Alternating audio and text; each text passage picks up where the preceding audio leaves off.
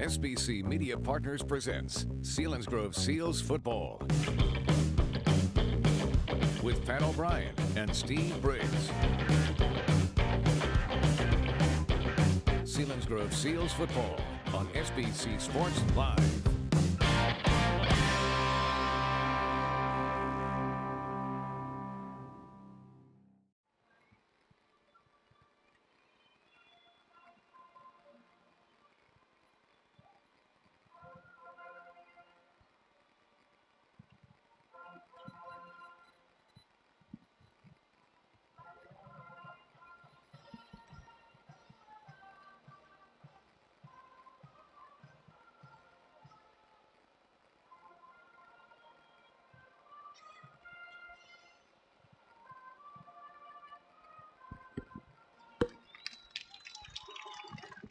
Never gets old, a chance to hear the national anthem. That means we're almost time for the kickoff here from Iron Stadium. The undefeated Danville Ironmen sitting at 9-0, Selinsgrove at 5-4. Carter Studer had his fourth double-digit tackle game of the season. Studer also had his third interception of the season with a 38-yard pick six for the Seals. Berwick attempted only 3 passes and did not complete any of them. But Ty Wilkerson ran for 266 yards on 29 carries against the Seals defense. 184 of those came on just 3 carries of 78, 49, and 57. Selinsgrove's fully aware of the corrections they need to make on that from last week against Wilkerson. Big-time runs, and that's the type of offense. Danville, big-time, big play type offense. They're going to have to tackle well. You heard Matt talk about that. Fly to the ball, get to the ball. He's been saying it all year. Don't shoot yourself in the foot. But, boy, they're going to have to tackle and tackle well.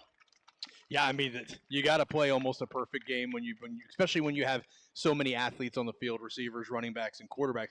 Selinsgrove is going to have to fly to the ball. They're going to have to wrap up. There can't be the broken tackles. I do agree with you. Contain, don't overplay, don't kill your pursuit. You got to come through and play smart football. It kind of reminds me of this. Now, Pat, you did cover some line mountain football in the past, right? What years did you do that? I did that 96 to 99. So I think you missed it by a year. 1995 line mountain, led by Joe Drum. Fantastic defensive player. Got to the ball, wrapped up, made the tackle, never, ever allowed a broken tackle, never a one-arm thing, and he was a stud player. They need to have that Joe Drum mentality tonight. Come out, play smart, physical, wrap up, tackle, don't give anything extra. That's the way you have to play when you play an undefeated team as skilled as Danville.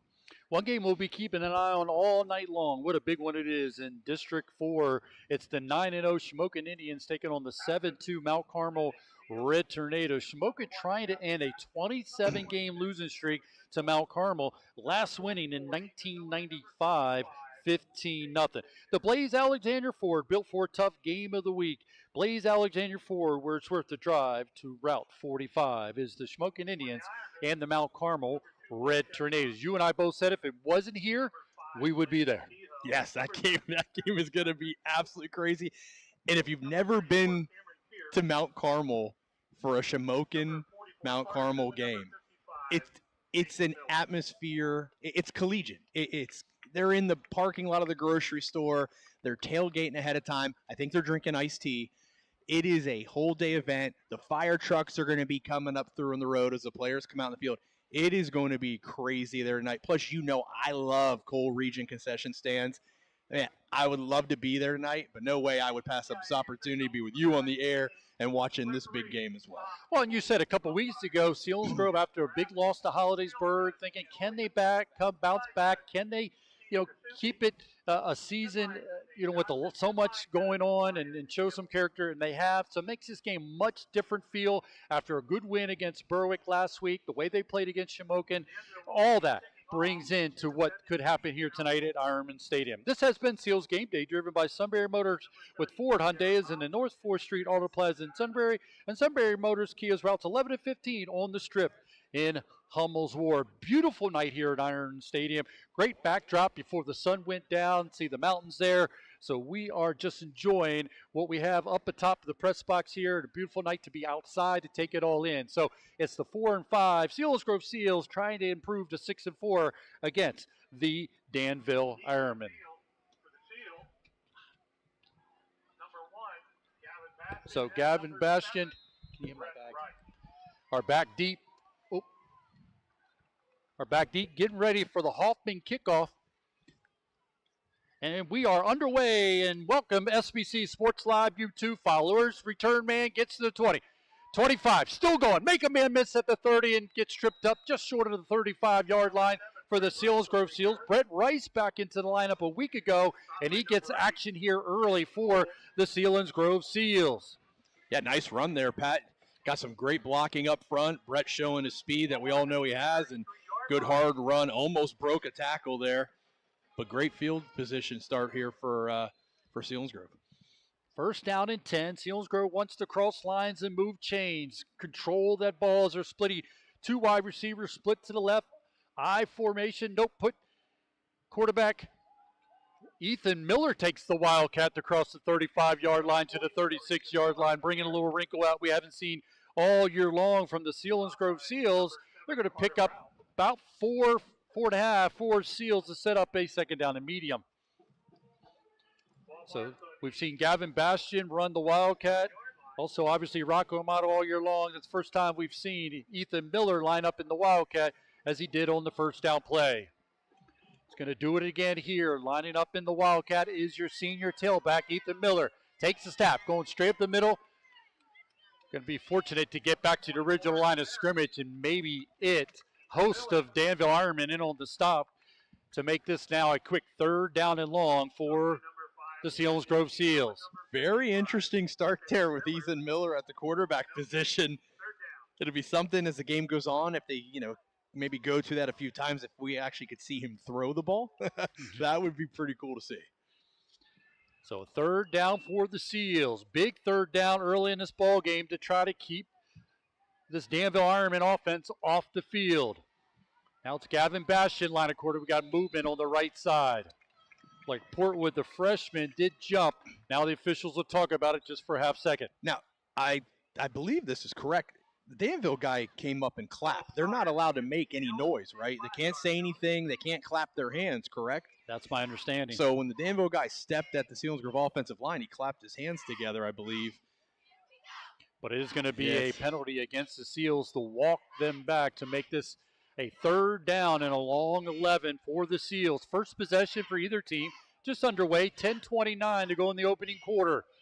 Two wide receivers split to the right. Bastian at quarterback, he's going to keep it, going left. Behind Miller, gets a block, get it maybe a yard, and that's going to be it. It'll be a fourth down and 10 for the Seals, so they will have to punt it away on their first possession. Yeah, just simple there. Defensive end did a good job getting his hands out in front and not allowing the offensive lineman to get in and get that block. And that player, I didn't get the number, but that's the player that made the tackle. So just a tough situation there. When you can't get in close as an offensive lineman, you have a hard time controlling a would-be tackler. Looked like was Flowers in on the stop for the Danville Ironmen. Noah Walter will punt it away, averaging almost 37 yards a punt. Like to see one of these. High snap, but he's got it. Plenty of time, gets it away. Punt's going to go off to the right, gets a bounce, hits a Danville Ironman, and Ethan Miller tries to get on top of it, but it will be recovered by the Danville Ironman after the ball bounced and hit one of the blockers for the Danville Ironman, but they do retain possession, so they'll have it first down and 10 with great field position at the 39-yard line. Boy, that was close. That was real close. Friendly bounce for the Seals. Hits off the Danville player, but he had the presence of mind just to jump on the ball real quick. Ethan Miller not too far off from that as well. That would have been a huge play early on here for Selinsgrove special teams. See the adjustments continue. Martinez and Studer will play the safety positions, and you see Gavin Bastian moving up to the line of scrimmage. Hand off to Sheptok. Squeezes through. He's at the second level. You'll see the speed. Up the left sideline. In pursuit are the Seals defenders going to knock him out of bounds as he gets inside the 30. Nope, look like they'll mark him at the 31-yard line. Explosive play to start for the Danville Ironmen. Yeah, that play right there. Three Selinsgrove guys had an opportunity to tackle there. One of them was a one-arm attempt. You're not going to bring down this running back like that. It's the first play. Got to clean that up. As Stephen Whitman would say, K-L-E-E-N, clean it up. Neidick starting at the corner on the right side for the Seals. First down and 10 for the Ironmen. Their first possession of the night. They moved it into Selinsgrove territory to 31. Same play. Go to Sheptok. Or is this Kirsch getting the call? as he's going to get up at his 34. It's Kirsch inside the 25, down to the 24-yard line. Host of white shirts in on the stop, but that's going to be a pickup of 8. That'll be a 2nd down and 2 for the Ironmen. Quickly up to the line of scrimmage. 2 wide receivers split to the right, 1 to the left. Patrick in a shotgun. Give it to Kirsch again, up the middle. Maybe a half-yard pickup that time. Good job in the middle of the defense for the Seals on the stop of Kirsch. I like that gang tackling right there.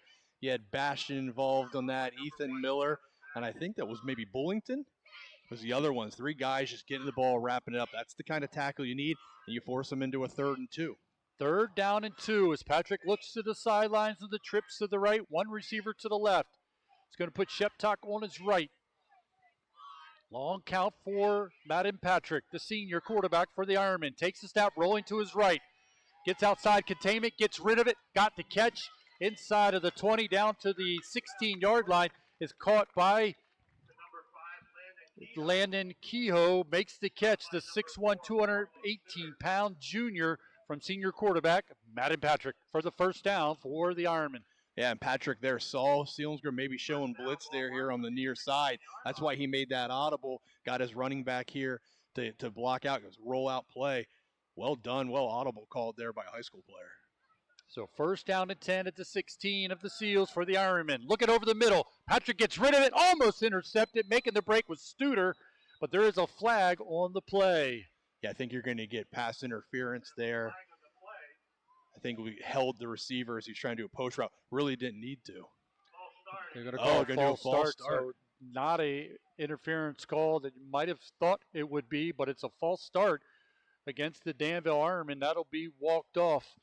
Selinsgrove Football on SBC Sports Live and sponsored in part by J.J. Powell. Selinsgrove Ford and Wise Market. But I like the coverage there. I mean, that should have been intercepted. The defender was right there, hit him right in the hands, into the numbers, bounced off his chest. Good coverage there for Selinsgrove.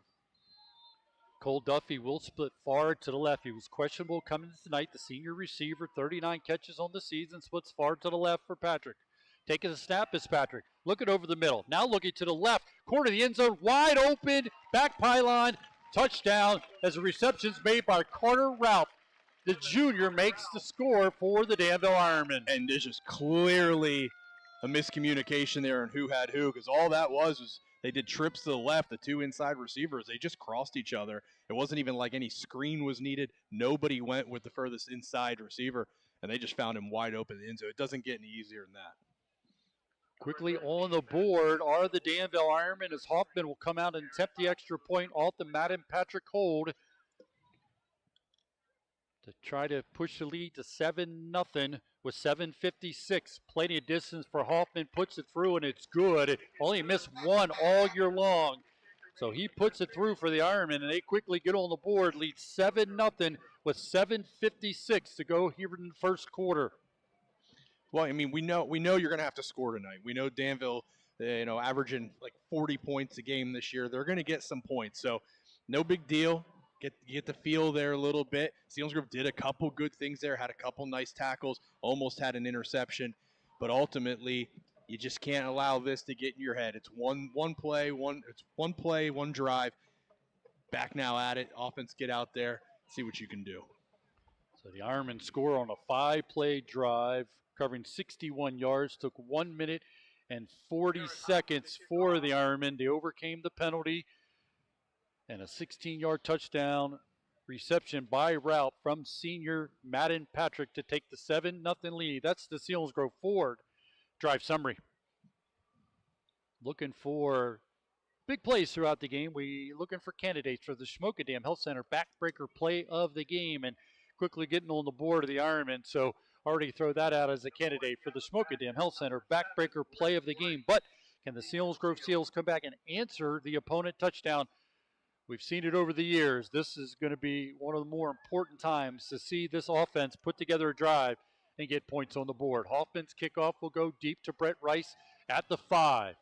Up the right hash. Gets a block at the 20. Still going to the 35-40. Trying to get in Danville territory, and he does. It's thrown out of bounds in Danville territory at the 41-yard line for Brett Rice. He is the speed Selinsgrove has on the roster, and he shows it there. Well done ahead of him. as he was not touched until he got to the 41-yard line in Danville territory. And Brett's running hard, running fast, but boy, he is getting some nice blocks.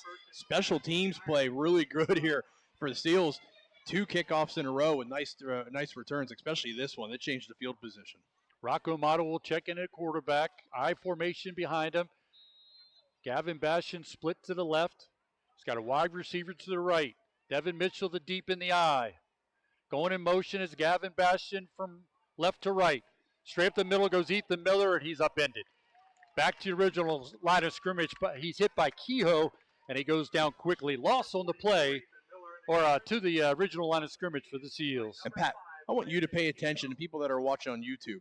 Danville's defensive end near us, he's lining up offside. His helmet is past the ball. And we're straight at it right now. I don't understand how that official doesn't see that. He is completely past the ball. 2nd down and 10 for the Seals, trailing 7-0. His head's over the football, as you just said. Bastion going to motion again. Amato under center. Pitch goes to Devin Mitchell going left. Trying to get a kick-out block, not going to be able to.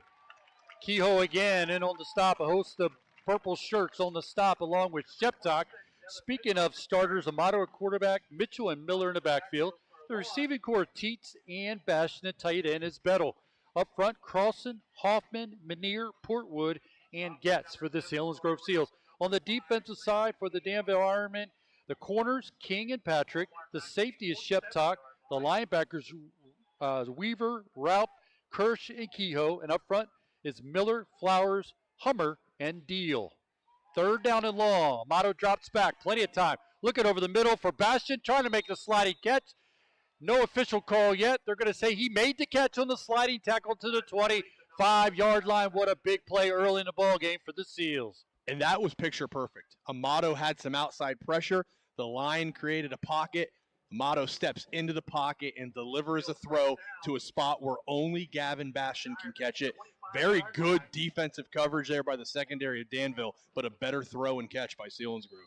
Gavin came in tonight with 40 catches, 561 yards, and 5 touchdowns, and makes a big catch on the play for the Seals. As we talked about, one of the keys, we didn't get a chance to even check in with you, Ryan, about what's going to seal the deal for a victory for the Selinsgrove Seals. Well, while we have this timeout taken by the Ironmen, Selinsgrove trailing 7-0 with 6:14 to go in the opening quarter, but no better time to send it to you to say what's going to seal the deal. And I recognize you didn't do that before the beginning because I was already thinking about it. Clearly for me, I think you got to limit the penalties and turnovers. I think that's all the time. But I was going to say about playing a real clean game, doing the fundamental stuff. But I was going to actually say, Pat, let's turn it to you. You never get asked this question, but when you and I talk, you got great insight. I want the Seals Nation to know how smart of a football fan you are. What would you say the keys are? Well, like you said, I mean, you got to contain Matt and Patrick. They had a struggle with that in the first. They got explosive guys all over the place. You got to limit the explosive plays, and you can't have breakdowns in the end zone like they did to a wide open receiver, Raup. And you also got to cross lines and move chains as they're doing on this possession, giving it to Ethan Miller off the left, as he'll take it to the 23-yard line. But also, Steve says all the time, you're going to have 3 adversity elements into a game, every game. Well, they got one already with a quick touchdown by Danville. How do you answer that? How do you get a drive together to be able to overcome that adversity? So if you're going to have those 3 moments with that adversity, how do you answer that? That's why we've always said, come back, score a touchdown, and deal with it. And Selinsgrove right now putting together a good drive to deal with it. Special teams and then a big 3rd down pass. They're facing that adversity pretty well right now. 2nd down and 8 for the Seals. 7-0 lead for the Ironmen. Selinsgrove on the move. Give it to the fullback. This is Bullington off the right side. Takes away from a defender. Still going inside the 10 before he's finally taken to the turf near the 7-yard line for the Selinsgrove Seals.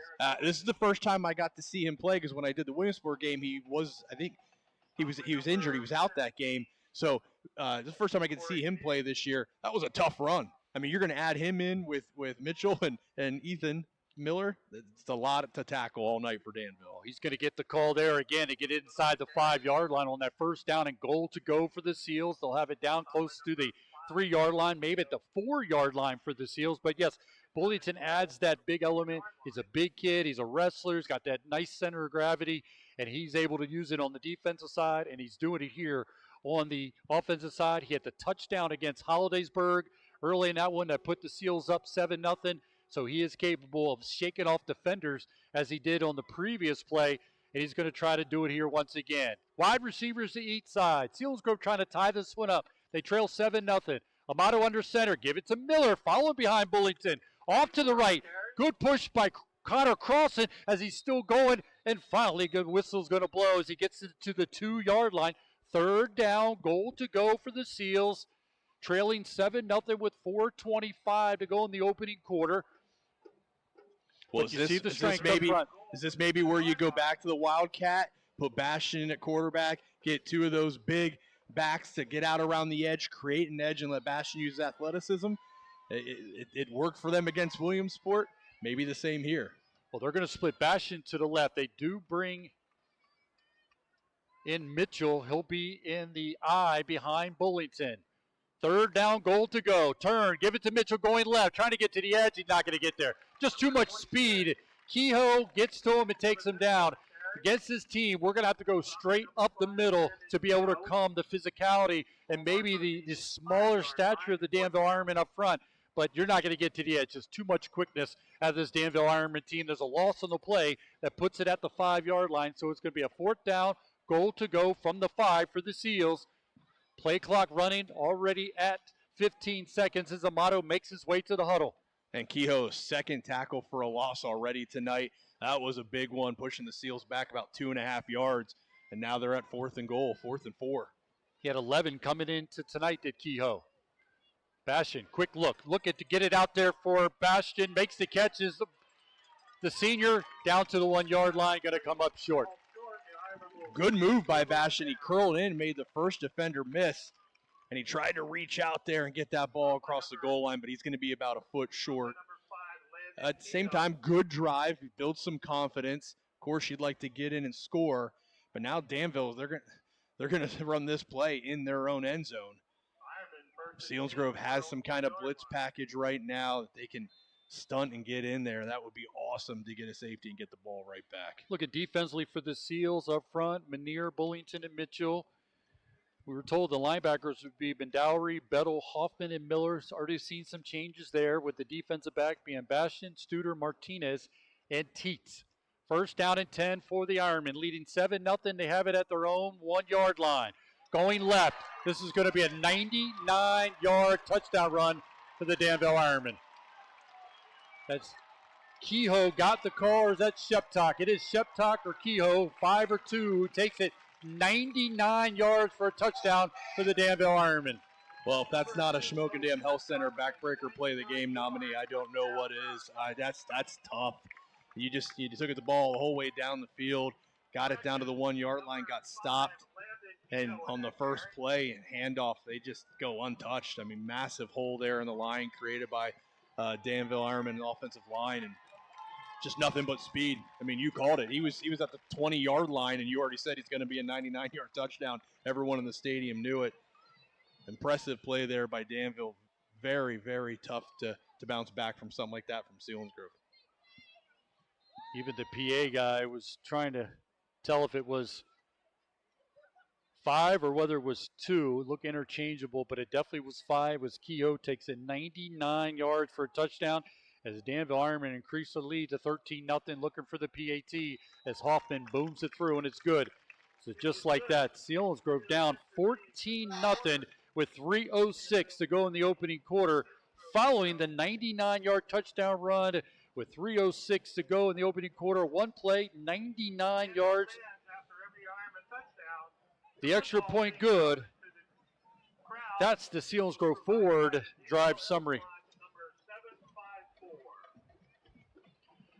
Coming in, we knew big playability from the Danville Ironmen. Interchangeable, can be different guys making different plays, and we've already seen that. Raup has 1 touchdown reception. We've seen Sheptock with the long run for the Danville Ironmen, and now this is Kehoe taking it 99 yards after Selinsgrove was stopped as they had gotten the ball inside the 10. They had a 1st down goal to go, unable to punch it in, and boy, Danville turns it in. 1-play drive covering all 99 yards for the touchdown. So they lead 14-0 over the Selinsgrove Seals. And Pat, are you surprised with the success that Danville's having running the ball right now? I mean, Selinsgrove's played some teams with bigger offensive lines and that run the ball really well. And, and obviously Danville runs the ball well too, but man, it's like right now a dominant style of running. Brett Rice is deep. He's been a highlight so far, but this one's going to go the opposite way to Teets. Teets at the 5, between the hashes to the 15.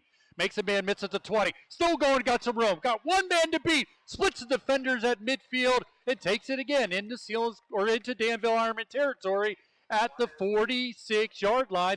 As Selinsgrove, great field position once again on the return by Wyatt Teets. All the way, they're actually going to mark at the 47-yard line, first down and 10. Well, if you want to get some momentum back and get some confidence back, that special teams play right there is going to do it. Selinsgrove special teams tonight has been amazing, and the offense put a nice drive together there. So, hey, you get a score here.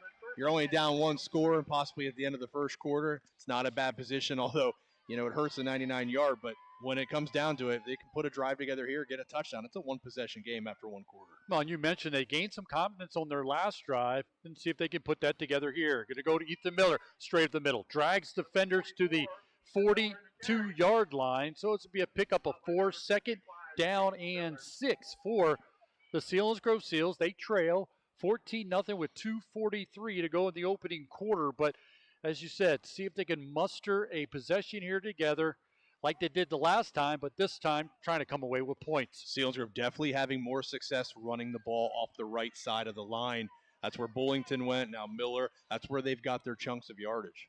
Martinez will split to the right, trips on the left, go to Miller again, going up the middle. Miller mixer, spins, and still crab walks himself to the 35-yard line, which would be enough for a first down for the Seals. And that was a weight room run, Pat. He should have been down after about 2 yards, but he showed strength, got his hand down, was able to stabilize himself and get those extra yards and get that first down. Tough run there from Ethan Miller. So Seals are crossing lines. They are getting first downs. Thought a big part of this would have to get double-digit first downs, meaning they're keeping possession. They're going to get a timeout. This timeout will be taken again by the Danville Ironmen. Selinsgrove Seals Football on Eagle 107 is sponsored in part by Cole Stony Hill Tree Farm and Service First Federal Credit Union. Give it a chance to look at some updated scores, as right now Shikellamy is leading Southern Columbia 6-0. Mifflinburg up on Lewisburg, the battle of Union County and the Little Brown Jug. Loyalsock and Montoursville tied 0-0. Bloom and Central no score. Muncie Hughesville no score. Susquehanna and Lime Mountain also no score. These games are all in the first quarter. Those scores are brought to you by our out-of-town scoreboard, Aubrey Alexander Toya out-of-town scoreboard. The game we're keeping an eye on, a part of our Blaze Alexander Ford Built For Tough game of the week, is the Shamokin Indians sit undefeated at 9-0, taking on the 7-2 Mount Carmel Red Tornadoes. And right now, no score in the first quarter. That's our Blaze Alexander Ford Built For Tough game of the week. Here it's 14-0. The Danville Ironmen lead over the Seals. The Seals have it at the Danville Ironmen 35-yard line. First down and 10 following the Ironmen timeout. Give it to the deep man, Miller going left. His second level. Miller mixer to the 29 and then slammed as he'll pick up 6. It'll be a second down and 4 for the Selinsgrove Seals. And note right now, Pat, number 5, Kehoe, not in the game for Danville. He's over here at the trash can. I don't know if he's talking to somebody down in there or if he's not feeling good. I'm not going to make any assumptions there, but right now he is not in the game. He's over here, as you see. We'll keep an eye on that. And Ethan Miller definitely got to the 29-yard line. He spun, and then they put it back at the 30-yard line. So going to miss out on 1 yard pickup there. 1 more yard pickup for Ethan Miller on the run. This is going to go to Bullington. Bounces off a tackle. Trying to use his strength to get away from Chase Miller. Not going to be able to. Loss of 1. So it's going to be a third down and 6 for the Selinsgrove Seals as they look to keep this drive alive. A quick moving first quarter with just 1 minute to go. And Seals trailing 14-0 to the Danville Ironmen. It's like no resistance there on that play. Danville was in the backfield immediately.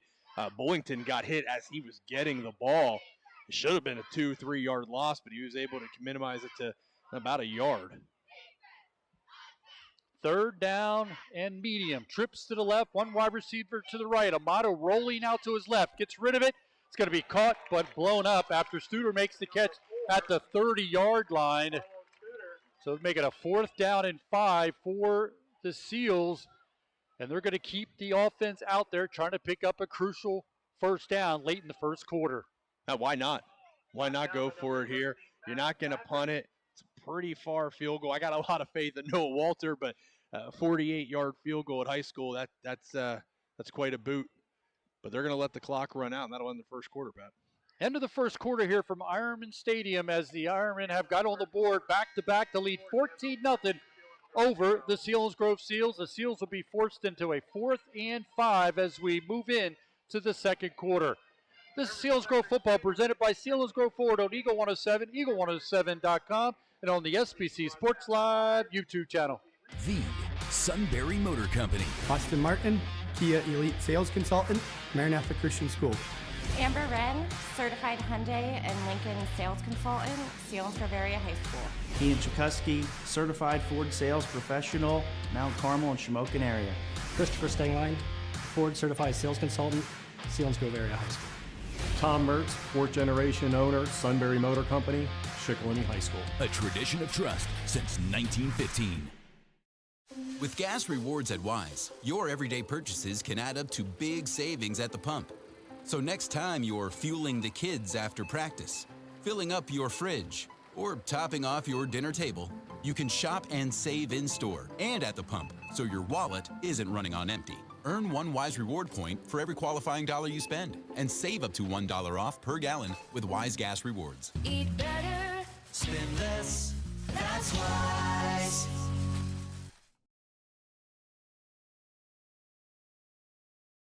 The second quarter with a big play for the Seals as Rocco Amato was able to find Studer, makes the catch at the 20-yard line to get the first down, an all-important first down as we've moved into the second quarter. Selinsgrove trailing 14-0. But again, trying to put another drive together, this time trying to stick it in the end zone. Last time they got to the 1-yard line, but were held out of the end zone. Seals have it at the Danville 20-yard line, first down and 10. Amato drops back, throwing a quick bubble screen to Gavin Bastion. He's going from right to left, running away from Ralph, and he'll get back to the original line of scrimmage by Gavin Bastion, running away from Ralph as he took the bubble screen, saw a host of purple shirts, and took it all the way from the right hash to the left sideline to get it back to the original line of scrimmage. Second down and 10 for the Seals. And it looked like Bastion was about to get the edge, but you see that athleticism out of Danville, that speed. They came out of nowhere. Were able to force him out of bounds, but no gain on the play. So second down and 10 for the Seals. Trips to the right. One wide receiver split far to the left is Wyatt Teets. Miller's alone back in the backfield along with Amato. High snap. Amato is going to keep it, going left, trying to run away from a defender, and then taken out of bounds after a 2-yard pickup by Rocco Amato to make a positive play out of what could have been a disaster. Yeah, that was heads up, because if he would have tried to hand that off, I think that would have been a turnover. Good job at getting that ball out of the air with high snap and deciding not to try and get the exchange to the running back. Kept it, got out around the corner, like you said, positive gain, 2-3 yards on the play.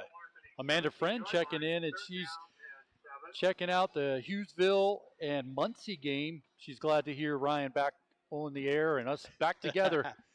My classmate. She was a classmate with me. Amato drops back. Got some time. Looking over the middle. Trying to get it right at the goal line. Catch is made. Touchdown for the Selinsgrove Seals. Gavin Bastion makes the catch. Well defended by Kirsch, but able to outmuscle Kirsch, the defender, for the touchdown. Rocco Amato to Gavin Bastion.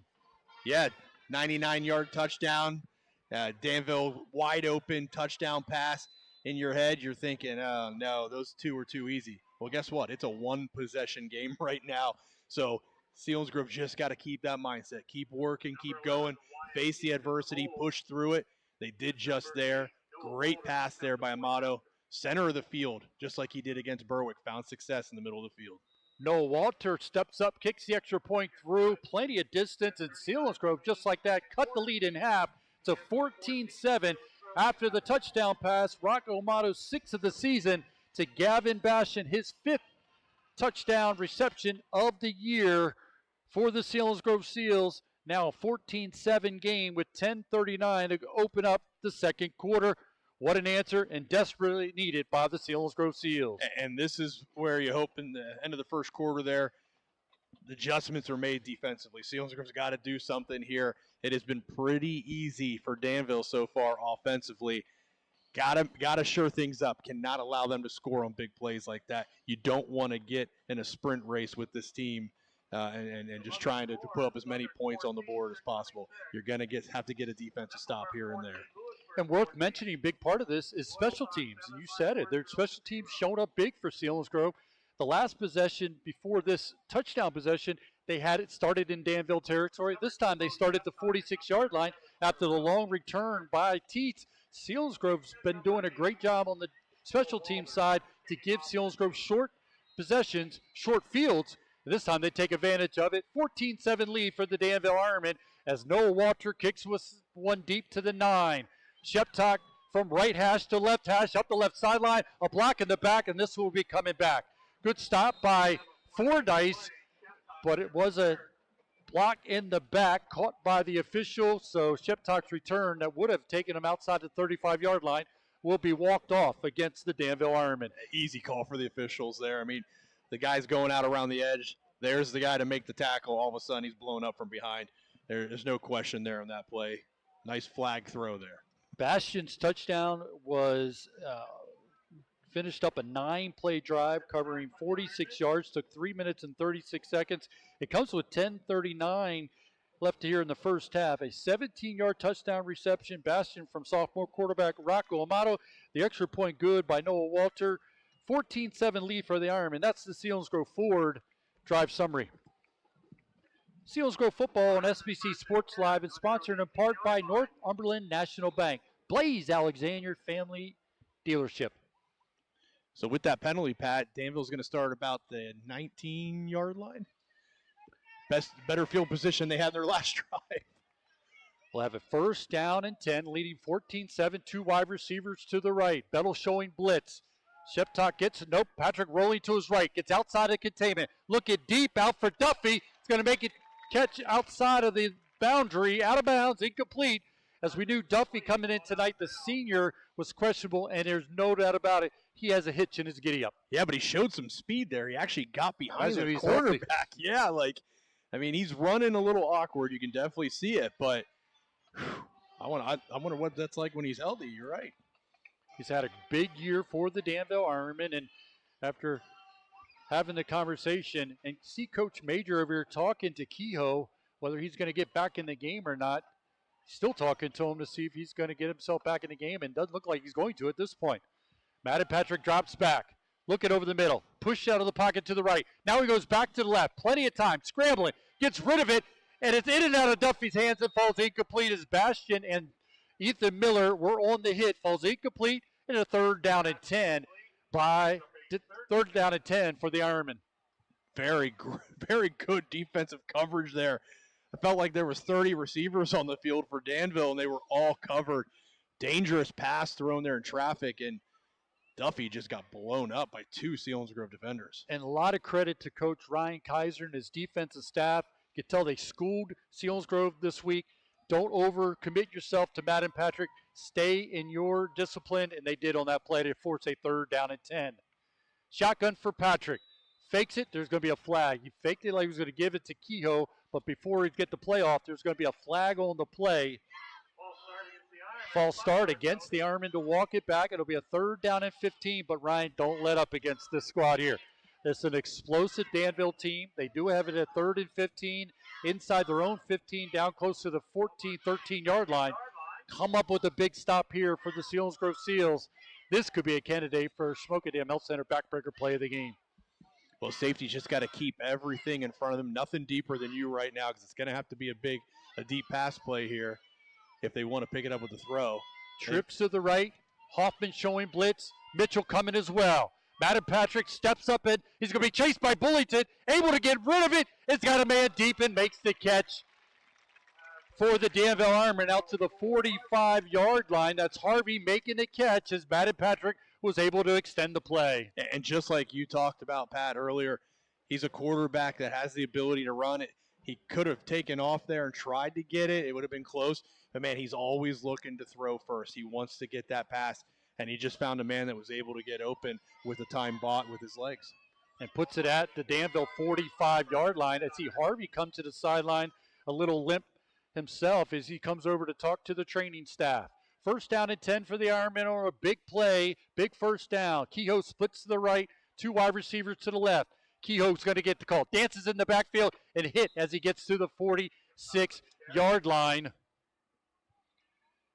And that's going to be Owen Hoffman, the sophomore, on the stop. An impressive stop by Hoffman on a very shifty Kehoe. Yeah. Or Sheptock. They cleaned things up so far in this drive. I know that third down play, that was, a heck of a pass and catch, but ultimately the defense does look different than the previous possessions. They're flying to the ball. They're kind of closing things up a little quicker. Shotgun formation with trips to the right. Second down and 9 for the Ironmen. Madden Patrick, quick throw this time. Gets it out to Sheptock, and he's hit, but he's able to spin out of the tackle. Taking it from left to right. Bettle's going to try to contain him, grab him around the football, and finally finished off by Ethan Miller. The ball comes out, but there are whistles. An incredible job by Jake Bettle. He could have overcommitted to the play. Anytime you're trying to contain, you got to be disciplined on the backside. And Jake Bettle, what an impressive play by your junior linebacker. Yeah, just heads up, way to stay focused and disciplined there. And then he doesn't necessarily get the tackle right away, but he holds him long enough. And it's the worst case scenario for Danville, as Ethan Miller just came in and was like, I'm here, and he blew up the play. I'm not so sure that ball didn't come free before he was down. A loss of a yard, third down and 11. Shotgun for Patrick with trips to the right. Rolling to his right. Looking, he's got some time, gets rid of it. He's got a man making a catch just short of the first down, and there's going to be a late flag thrown in by the official after the catch by Kirsch. As he gets it into Selinsgrove territory at the 46-yard line, the officials are going to have a conversation. So the only thing I can think of here would be a face mask. Well, they're having a conversation about it, and why they do. We reset things here after the long pass by the senior quarterback, Madden Patrick, to get the ball to the Selinsgrove 40. They're going to say it's a strike to the head. Targeting. My. Oh, man. The receiver ducked down on his own. You got a player coming through to make the tackle. I didn't think he launched into him. I don't know, man. Let the kids play the game. And that's a huge play. It's going to put the ball all the way to the 31-yard line in Selinsgrove territory after they did stop him short of a first down, but they called targeting against the Seals defender. It's a first down. Ball sits just outside of the 30 in Selinsgrove territory for the Danville Ironmen, leading 14-7 with 7:50 to go on a running clock. Handoff's going to go to Sheptock in the backfield. He's going to be able to squeeze through just short of the 25 to the 26-yard line, pick up a 5. Host of white shirts in on the stop along with Gavin Bastion. So it's going to be a second down, and we'll call it a long 5 for the Ironmen. As we talked earlier in the broadcast before the game started, the big hits, how they frustrate you. Man, Selinsgrove, that's all they're doing right now. Every tackle is finished off with a massive hit. And we've seen some Danville guys coming off the field, not feeling too good. So keep this up. You got to play a physical style of football. Hoffman showing blitz off the right, backs out of it. Patrick rolling to his right, plenty of time. Now being brushed out of the pocket. Gets rid of it, underthrown just a bit, but caught for a touchdown. Looks like Ralph once again gets his second touchdown reception of the night for the Danville Ironmen as they look to increase their lead to 14 once again. Yeah, that just can't happen. You had outside guy chasing down the quarterback. There was a guy up about midway. He was taking away everything there. We didn't need a third guy to kind of creep up, and the ball just goes over the cornerback's head, and a nice pass and catch, but just lost a little bit of discipline there in the coverage. As Hoffman will attempt the extra point, trying to take perfect on the night. Low snap, a line drive kick, and it goes through for the Ironmen. So the Danville Ironmen increase their lead to 21-14. The only positive on that it was helped by a personal foul penalty, so they had to earn it just a bit more, obviously, than a 99-yard touchdown run. And after that first drive by the Ironmen, that took it down pretty quickly, but Selinsgrove's defense forced the Ironmen to have to really grind out that one, but do get the broken play and touchdown. And we knew coming in tonight, Matt and Patrick, I described, for people who don't know, like, Patrick Mahomes, where he just kind of buys time. He's not looking to run, waiting, and then finally gets rid of it and usually falls into the hand of a receiver. And that's what Matt and Patrick's done his entire career and continues to do here tonight against the Seals defense. Oh, he's a very versatile quarterback. I mean, the way he can throw off the run, accuracy and strength. I mean, this kid sees the field and he can deliver the ball. But yeah, I mean, Selinsgrove's got to feel pretty good about that drive. Third down and 15 was a rough one to give up. Then you had a penalty aided first down with the targeting call, and then just a little bit of a loss of focus there in the coverage that gave up the touchdown pass. Let's see how Hoffman handles this kickoff, because Selinsgrove's had great success. Both Rice and Teets has had good run backs. This one's going to go to Teets, and that's the way you do it. You put it in the end zone, it goes out of the end zone. It'll be a touchback for Hoffman in the Danville Ironmen. But Selinsgrove sees the Danville Ironmen score again on a 26-yard touchdown reception by Raup. That's his second of the night. It comes with 6:58 to go in the first half. That was an 8-play, 82-yard drive. Took 3 minutes and 34 seconds. The extra point good. A 21-7 lead for the Danville Ironmen. That's the Selinsgrove Ford drive summary. Didn't expect a shootout tonight, but I'd love for Selinsgrove, obviously, to put another drive together. They have been able to put two drives together. Only one were they able to cash it in. You got a one-on-one here on the near side with Bastion. Bastion split far to the right. That's where Rocco's looking. He's going to get rid of it. Looking for Bastion. Bastion's going to try to win it, and there's going to be an incomplete, as it was a wrestling match between the defender and Bastion. On the coverage for the Danville Ironmen was number 15. That's Corey King. The ball falls incomplete. It'll be a second down and 10. Yeah, I agree. A wrestling match. There was a lot of hands there by the Danville cornerback. Never turned around to see the ball. Just kind of put his hands on Bastion long before the ball got there. But officials saw it differently. It's going to be second down and 10. Selinsgrove Football on Eagle 107 is sponsored in part by Shamokin Dam Health Center, Tri-County Tag, and Northumberland National Bank. A big second down and 10 for the Seals. Midway through the second quarter, it'll be a flag before this one gets started. Brett Rice had checked in, but it'll be a timeout taken by Coach Winrick and the Selinsgrove Seals. Recap the scoring this way. Danville got on the board first on a 16-yard touchdown reception by Raup. That's with 7:56 to go in the first quarter. 5-play drive going 61 yards. Took a minute and 40 seconds. The extra point by Hoffman good, and Danville led 7-0 at that point. But then Kehoe took a 99-yard touchdown run for the Ironmen. That was with 3:06 to go in the first quarter. One play, 99 yards, took 13 seconds. The extra point good, and Danville led 14-0. That would be all the scoring in the first quarter, as the Ironmen would lead 14-0.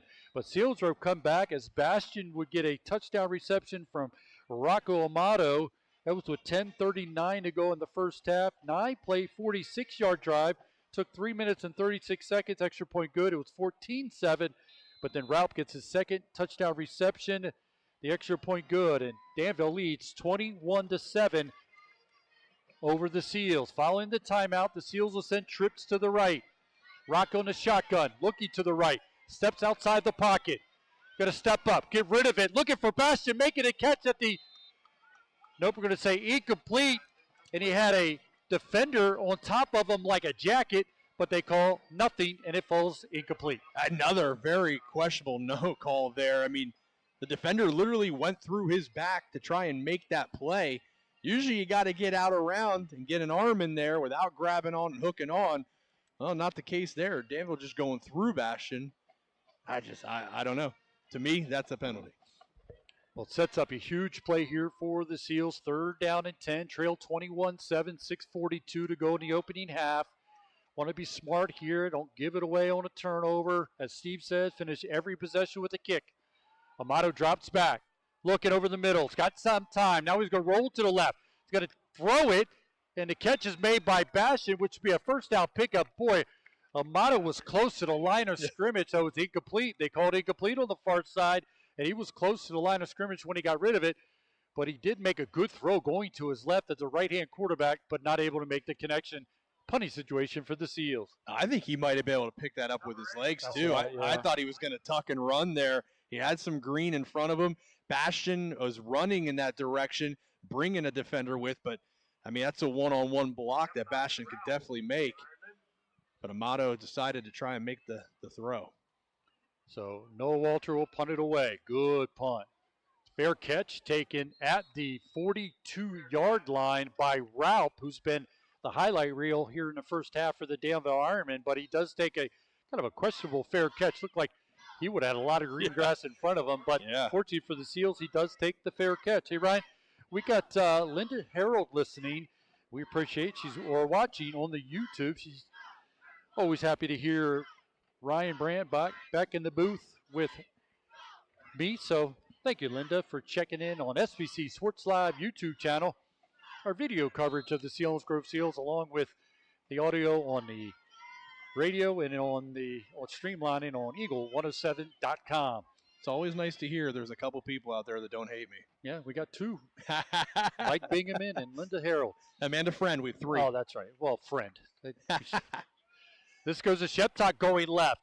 It's going to be grabbed by Bettle, but able to spin out of Bettle. They wanted a face mask, but that wasn't any more a face mask than Sam Darnold last night in the Vikings game, so they're not calling those anymore. Nope. But Sheptock picks up 5. These officials aren't calling anything bad. So a 5-yard pickup that quickly for Sheptock. Second down and medium. Seals trailing 21-7. Madden Patrick talks over the play to his teammates, backs up into the shotgun with trips to the right. Play clock at 10. Sheptock goes from right to left. Quick look for Madden Patrick. Going to get rid of it.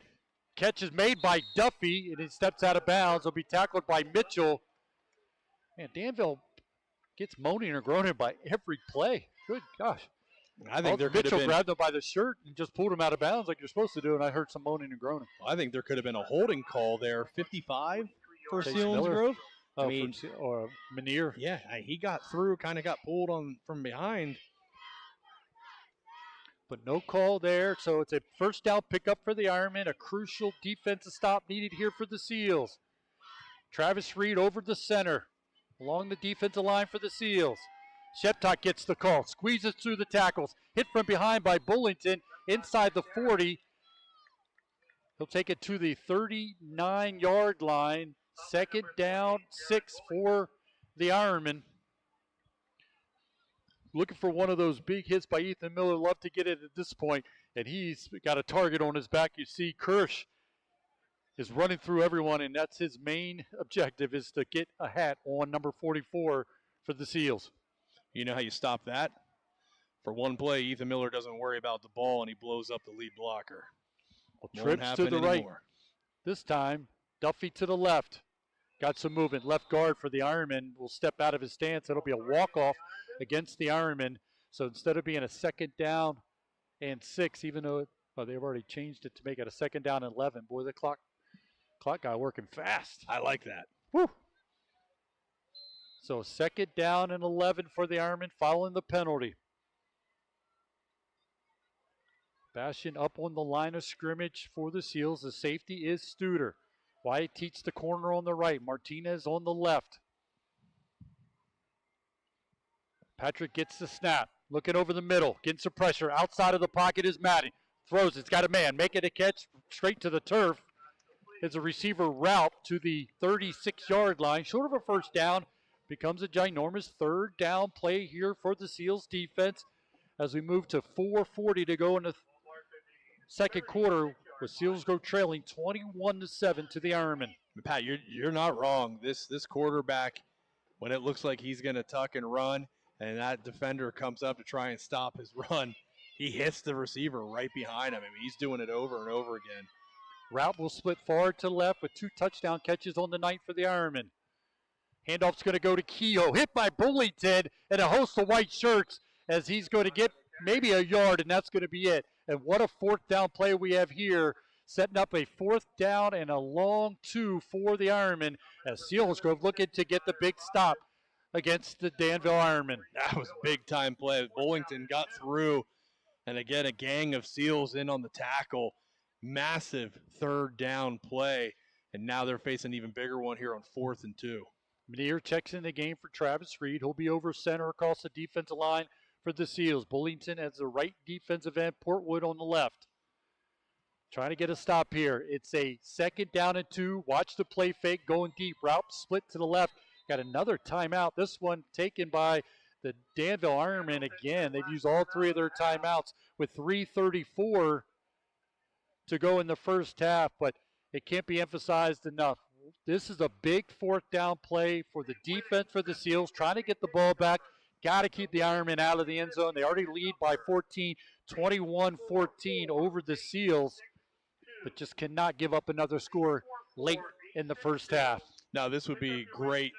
Selinsgrove can get the stop, get the ball back here, even if they just put a little bit of a drive together that doesn't necessarily result in any points, just to keep Danville off the board for a possession and keep it within striking distance, which would be 14. So the big 4th down and 2 here.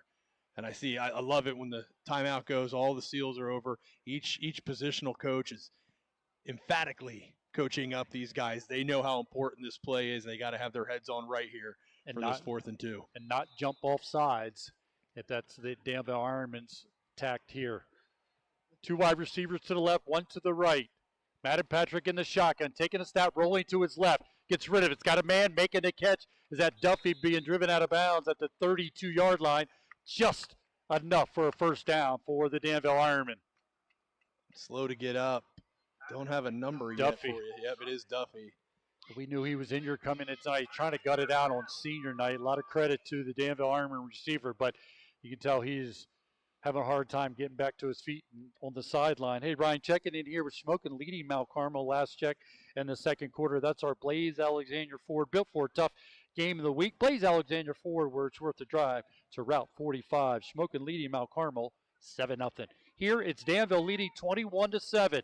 Madden Patrick looking over the middle, plenty of time. Now rolling to his left. Get rid of it. Beyond the defense is a receiver for the Ironmen, but it falls incomplete. Well defended by Wyatt Teach, and Studer as intended for Harvey, but falls incomplete. It'll be a 2nd down and 10 for the Ironmen. It double covered there. Good job. It would have had to been a perfect pass in order to get that one in there.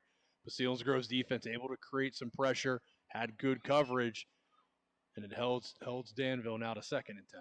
Portwood, nice job getting through that offensive line, putting pressure on Patrick, making him roll to his left. Tough pass as he was trying to throw it across his body. 2nd down and 10. Seals showing blitz. Is going to go to Sheptock, but there is a flag on the play. Studer will get to him and drive him to the turf. It would be a 1st down pickup for Danville, but there's a flag back at the line of scrimmage. And body language would tell us that it's going to go against the Danville Ironmen as the head official gets the final call to us up here in the booth. Be a false start against the Danville Ironmen, so it takes away which would have been a 1st down pickup by Sheptock. Well, that penalty is a break that the Seals needed there, because that was a big gain on the run. Would have got him into about the red zone. I think he would have been inside the 20. So that penalty is going to work out very nicely for the Seals. Sheptock coming in tonight, 146 carries for 1,393 yards. And Tucker Teets like 25 touchdowns on the season for your senior running back, Bo Sheptock. But that call will come back on a false start. It will put the ball at the 36-yard line, so it'll be a 2nd down and 15 for the Ironmen. They've done this to themselves. They have penalties behind the chains, as they describe it. Selinsgrove got to come up with the stop and try to get this ball back as we move to 3:05 to go in the first half. Selinsgrove trailing 21-14. 10 seconds on the play clock. 2 wide receivers to the right. Madden Patrick handoff to Sheptock again. Going right. 2nd level hit upended by Ethan Miller as he takes it to the 26-yard line.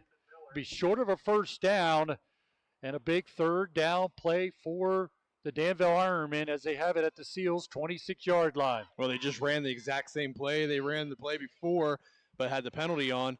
And the left guard pulling there, he gets out, just opens up that hole. Shepcock runs right behind it. Didn't get touched till he got to the second tier. 3rd down and 5. 2:25 to go in the first half. 2 wide receivers to the right. Hand off to Shepcock, this time going left. In the backfield, he's hit. Spins out of 2 tackles. Still going. Coming up and trying to make the stop is Gavin Bastion. He will. A loss on the play back to the 30-yard line as Gavin Bastion's able to get to him. And if he does it, Shepcock might have been able to get all the way to the sidelines and take it up the sidelines. Yeah, big play there by Bastion. A little concerned.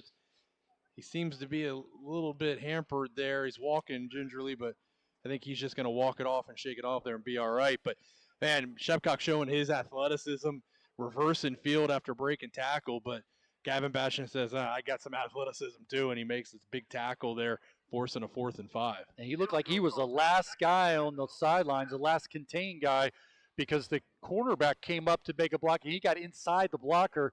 So if it wasn't for Gavin Bastion, it looked like Shepcock was going to be able to take it the distance. Hoffman does have the ability to kick field goals, but I don't think they're going to try. The 47-yard attempt. 47 attempt, but according to the coaches, he does have that range, but they're going to keep the offense out there on a 4th down and 9 before the Danville Ironmen. Selinsgrove trying to come up with the big stop. Try to keep Madden Patrick contained between the tackle box. Trips to the left, 2 wide receivers to the right for the Danville Ironmen. Madden Patrick going to see a blitz by Ethan Miller. Nope, they back out of it. He rolls to his right. He's got some green grass, going to get rid of it. Catch is made, short of a first down. Nope, he's going to get the first down as the chain guy drops the he dropped the chain and the ball wasn't even released yet. Boy, on the hike. I wonder if he's been traumatized at hit before, because, boy, as soon as they rolled to the right, I got mixed up. I couldn't tell where the first down marker was, but now he just has to work on Monday, so he's smart and got out of the way ahead of time. But there is a flag on the play on that. I don't see yellow out there either. Yeah, I didn't see that either. I see orange all over. I see some yellow lines, but I guess there was a flag laying somewhere out there. And thankfully for the Seals, this is going to be going against the Ironmen after they were able to pick up a first down. So the Ironmen continue to shoot themselves in the foot, as they say, and they're going to force a punting situation as Hoffman will come out and punt it away. And saw he has 30 yards per punt. So he's in a position, if he kicks it 30 yards here, it would put the ball inside of the 10-yard line. But dropping back will be Studer, standing inside his 10, close to the 7-yard line, looking to get a good return. Special teams been good for the Selinsgrove Seals tonight. Good snap to Hoffman. High kick, but short. It's going to bounce, take a good roll for the Ironmen inside the 15 down to about the 10-yard line. So the Seals defense, exactly what we're hoping to happen late in this first half. Get that stop and get it back on offense. They have 1:46 to go in the first half, and they do have 1 timeout remaining. Be curious how they handle this. Listen, I've never won a high school football game in my life. I've never coached one. But you are only down 2 possessions. You don't need a pick 6 right here and giving the ball right back to Danville with time on the clock. You can run it. They have no timeouts. They can't stop the clock. If you get good yards here on first down, maybe you hurry up. But now it's about getting into halftime and regrouping. Do not get a pick 6. Amato under center. Going to give it to Miller straight at the middle. Going to get out close to the 15-yard line. Look like the mark at about the 14-yard line. A burst by Ethan Miller, senior fullback, to get 4 yards on the pickup. So it'll be a 2nd down and 6 with the clock running with 1:30 to go in the first half. Hey, don't go anywhere at halftime. We'll give you the scoring recap, stats from our stat man, Zach Showers, the Seals athletic rundown with Murphy O'Brien, and scores from other games, plus Ryan's analysis of that first half and what to look for in the second half. 2nd down and 6, clock at 1:10, and Amato in no hurry. Under center, play clock at 5, taking the snap, give it to Miller again, going left, short of a first down, as they'll get close to the 18-yard line. So it'll be a 3rd down. And the good thing is that Danville has no timeouts remaining as they used them all up, so they can let this clock just wind down. I know Mike Bingaman loves this, what's happening here right now. That's right. And, Wenrick and some of his staff, they were at Milton before, and I was actually at a Milton-Danville game here. Same scenario. It was like a 2-possession game before halftime, and I'm listening to fans in the crowd that are booing because they're not throwing the ball. But it's genius. You're only down 2 scores. You don't want to force an interception, a turnover, and allow the other to Danville get the ball back. So Matt Wenrick, when he was in Milton, now in Selinsgrove, using the same strategy. I love it. It's genius. So going to go to Mitchell, going left, trying to get to the 20-yard line. Just go down here, and he does at the 20-yard line. It'll be enough for a first down, so now Seals can wind out the remaining 17 seconds after they put this ball in play and go into halftime, trailing 21-7. The other big part, Ryan, Selinsgrove has been able to move the ball. Yes, it's great coaching. This is great coaching, but this to a fan, you want to see, try and go and get everything you can. But no, there's still 2 quarters in this game. There's been some really good things. The defense is getting a little better. So I like this. Run the clock out, get in halftime, regroup, and sell this win to your team. And this is a Danville Iron team that's averaging 40.4 points per game. In 7 of 9 games, they've scored at least 34 points. So kudos to what you're saying. Like you said, a good coaching staff move by the Selinsgrove Seals. Going to go in, down 21-14. You don't want that, but you're still within striking distance for the Selinsgrove Seals. We're going to go to halftime. Don't go anywhere, like I said, because we're going to get stats. Also, we're going to get the Seals athletic rundown. Plus, we'll give you scores from other games going on around the valley and check in with Ryan about that first half and what the Seals will look for in the second half. All coming up here at halftime. Selinsgrove trail 21-7. The Selinsgrove football presented by Selinsgrove Ford on Eagle 107, eagle107.com, and on the SBC Sports Live YouTube channel. Experience the difference at Blaze Alexander Family Dealerships. For over 40 years, Blaze Alexander has been Central PA's top choice for unbeatable prices. With 20 locations and 11 brands, we have what you want at a price you deserve. Over 4,000 new and pre-owned vehicles available. Why go anywhere else? Stop and shop or check us out online at blazealexander.com. Sales, service, parts, collision.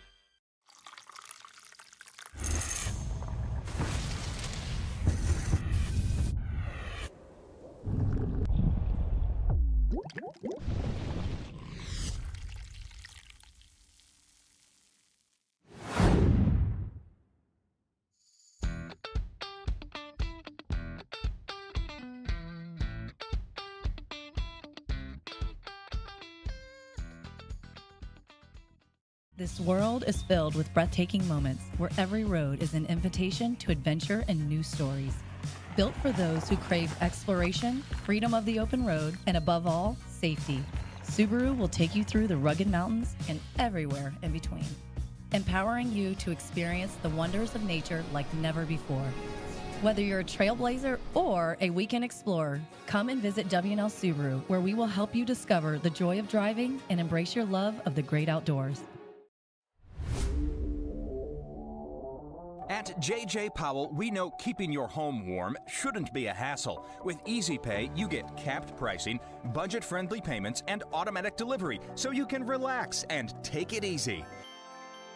Don't wait. Join online at jjpowell.com or call 800-432-0866 today. J.J. Powell, take it easy.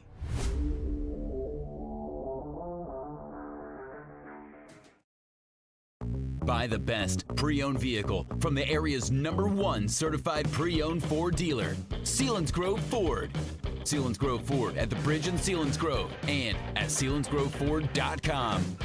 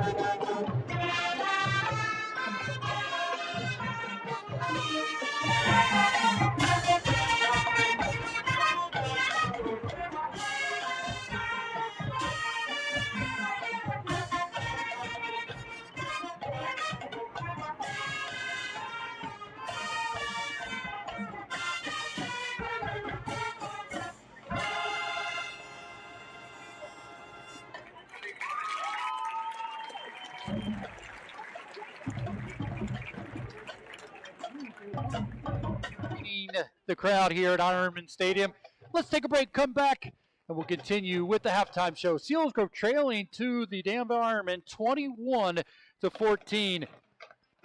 This is Selinsgrove football presented by Selinsgrove Ford on Eagle 107, eagle107.com, and on the SBC Sports Live YouTube channel. The Northumberland National Bank, proudly serving our community for over 120 years. And now we've taken a giant leap into the future with a brand new online and mobile banking experience. Our mobile app lets you manage your finances from the comfort of your home or on the go. With remote deposit capture, simply snap a picture of your check and it's deposited securely into your account. Experience the ease and convenience of banking like never before, like checking your credit score on the go or applying for a mortgage right from your home.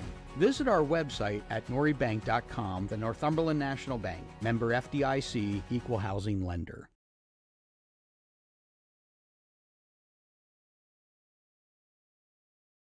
Troy Zerman, head coach, meet my team. Dennis, quarterback. Glenn Williams, safety. Trevor Mitros, tight end. James Stokes, linebacker. Brian Janelle, quarterback. Tyler Undercuffler, wide receiver. Gabe, running back. At Zimmerman Motors, we're passing the savings on to you. We have 4x4 Jeep Compasses under $30,000. So stop in and see why people have been coming from all over the region to Zimmerman's Chrysler, Dodge, Jeep, Ram in Sunbury and experience what we call the Zimmerman difference. With gas rewards at Wise, your everyday purchases can add up to big savings at the pump. So next time you're fueling the kids after practice, filling up your fridge, or topping off your dinner table, you can shop and save in-store and at the pump, so your wallet isn't running on empty. Earn one Wise Reward point for every qualifying dollar you spend, and save up to $1 off per gallon with Wise Gas Rewards. Eat better, spend less, that's Wise. Experience the difference at Blaze Alexander Family Dealership. For over 40 years, Blaze Alexander has been Central PA's top choice for unbeatable prices. With 20 locations and 11 brands, we have what you want at a price you deserve. Over 4,000 new and pre-owned vehicles available. Why go anywhere else? Stop and shop or check us out online at blazealexander.com. Sales, service, parts, collision. Used to entertain the crowd. Selinsgrove trailing 21-7 to the Ironmen. They go in at halftime feeling good about themselves. A lot of good things happen on the offensive side. They get a big defensive stop late in that first half to keep it a 2-score game. Before we go through their scoring recap, let's check in with Murphy O'Brien as she provides us the Seals athletic rundown. Last night, the field hockey team earned a first-round win in a close 2-1 game in overtime as they kicked off their postseason play against Lewisburg. The Seals will play at Shikellamy on Monday night beginning at 7:30 p.m. against Mifflinburg. The winner will advance to the district championship. The girls soccer team will travel to Williamsport tomorrow at 4 p.m. to take on Milton in the opening round of district play. The winner of that matchup will play for a district title later in the week. The boys soccer team will take on Jersey Shore tomorrow directly following the conclusion of the girls soccer game in Williamsport. The winner of that game will also chase a district championship. This is Murphy O'Brien. Join me each week for the Seals Athletic Rundown on Eagle 107 and eagle107.com. Appreciate Murphy checking in every week, putting all together the fall scores and all the other action going on across the Selinsgrove area school district. We're at halftime, Selinsgrove trailing 21-7. This is how the scoring happened. As Selinsgrove saw Danville score back-to-back times in the first quarter. The first one, as Ralph caught a 16-yard touchdown reception from Madden Patrick. That came with 7:56 to go in the first quarter. That was a 5-play, 61-yard drive. Took 1 minute and 40 seconds. The extra point good. And it was 7-0 lead for the Danville Ironmen. But then Kehoe, after the Danville defense were able to stop Selinsgrove at the 1-yard line, Kehoe took the handoff from Madden Patrick and went 99 yards for a touchdown. That was a one-play drive covering all 99 yards. And it just took 13 seconds to add to their lead after the extra point good. So with 3:06 to go in the first quarter, it was a 14-0 lead for the Danville Ironmen. And that would be the score at the end of the first quarter. But Selinsgrove would cut that lead in half as Bastian received a 17-yard touchdown reception from Rocco Amato with 10:39 to go in the first half. That 9-play, 46-yard drive took 3 minutes and 36 seconds. The extra point good, and it was a 14-7 lead for the Danville Ironmen. But then Ralph will get his second touchdown reception of the night. This one coming from 26 yards out. It came with 6:58 to go in the first half as Danville completed an 8-play drive going 82 yards, took 3 minutes and 34 seconds. The extra point was good, and it was a 21-7 lead at that point for the Danville Ironmen, and that would be all the scoring in the first half as the Danville Ironmen lead the Selinsgrove Seals 21-7. Updated scores of other games going on around the valley. First we hear from Amanda Friend as she updates us as right now Hughesville leading Muncie 14-7.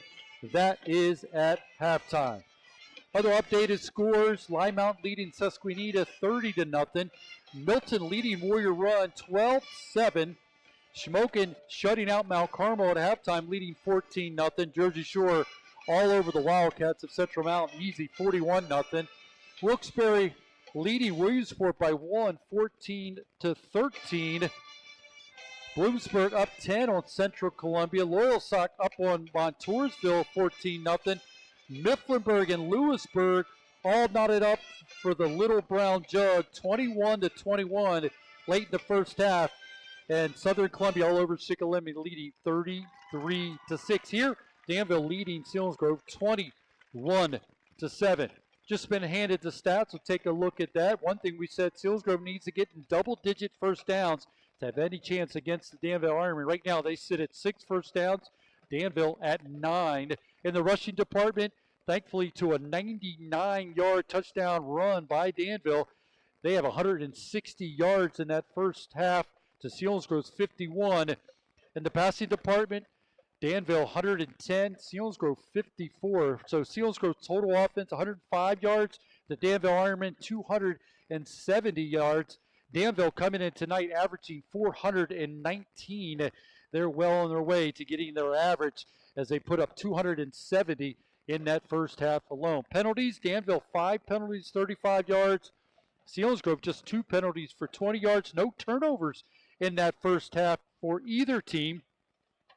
Looking at individual numbers, because I feel like I smell someone smoking or something. And it no cooking behind us. Zach, are you back there smoking? It's actually making me cough. Jeez. Well, I think it's the smoke from the band, actually. Yeah, that's probably what it is. It's not tobacco. So individual numbers, Madden Patrick, 9 for 13, 110 yards and 2 touchdowns. Raup has 2 touchdown receptions. He has 3 catches for 50 yards. Harvey 1 catch for 32 yards. In the rushing department, Sheptock 8 carries for 53 yards. Kehoe has just 1 carry, but it went 99 yards and a touchdown. Kirsch 2 carries for just 8 yards. For the Selinsgrove Seals in the rushing department, Ethan Miller 10 carries for 33 yards. Bullington 3 carries, 19 yards. In the passing department, Amato 6 for 9, 54 yards and a touchdown. Bastion has 4 catches for 43 yards and a touchdown. Studer has 2 catches for 11 yards. Selinsgrove, again, just 2 penalties, and that's been something that Coach Winrick has talked about all the year, that those penalties have to come down. Give them credit, just 2 for 20 yards. Now, on the flip side, Danville has 5 penalties, 35 yards, and they've had penalties that have taken away 2 big first downs for them, and it's kept Selinsgrove within striking distance, trailing 21-7 to the Danville Ironmen. And I don't want to say this around Zach, but stats can be deceiving. I get it. 160 rushing to 51 for the Seals. 110 passing to 54 for the Seals. But the Selinsgrove field position, thanks to unbelievable special team play, you ain't going to get the yards. And then let's erase a 99-yard touchdown run, and all of a sudden you're down to 61 yards rushing versus 51 rushing. So, yeah, stats definitely in favor of Danville minus the penalties. But overall, it's been a much closer, tighter game when you put in the factor of the great field position that Selinsgrove has given themselves with great special teams play. We know Madden Patrick came in. He was definitely the spotlight player. And it's so funny. You'll hear a lot of radio talk shows and talk about whether a quarterback that is a is a game manager or if he's, it is that looked at as being, a negative. It's a positive because that's exactly what Matt and Patrick does. He manages. He's the CEO of the football field for this Danville Ironmen. They call it the Ironmen. field general. That's a style of quarterback that he is. He's a field general. He makes plays. He extends plays. He uses the entire field. He does a lot of things, and he's created some big opportunities for Danville. They lead 21-7 here at halftime. He's also calling audibles. I mean, that's a coaching staff. You trust your quarterback. If he's able to go to the line of scrimmage and use his brain and say, nope, audible. I mean, this is an impressive football player. And he does. He kind of throws a little bit like Patrick Mahomes. He runs. He jumps off of one foot and flicks. I mean, he's a very athletic, very confident player. And I would imagine he's going to play at the next level. Selinsgrove trailing 21-7. Take our final break. Come back. Get ready for the second half as Danville will get the ball first in the second half. Right now, Selinsgrove trails 21-7. The Selinsgrove football presented by Selinsgrove Ford on Eagle 107, eagle107.com, and on the SBC Sports Live YouTube channel. Troy Zerman, head coach. Meet my team. Pinnis, quarterback. Glenn Williams, safety. Trevor Mitros, tight end. James Stokes, linebacker. Brian Janelle, quarterback. Tyler Undercuffler, wide receiver. Gabe, running back. At Zimmerman Motors, we're passing the savings on to you. We have 4x4 Jeep Compasses under $30,000. So stop in and see why people have been coming from all over the region to Zimmerman's Chrysler Dodge Jeep Ram in Sunday and experience what we call the Zimmerman difference.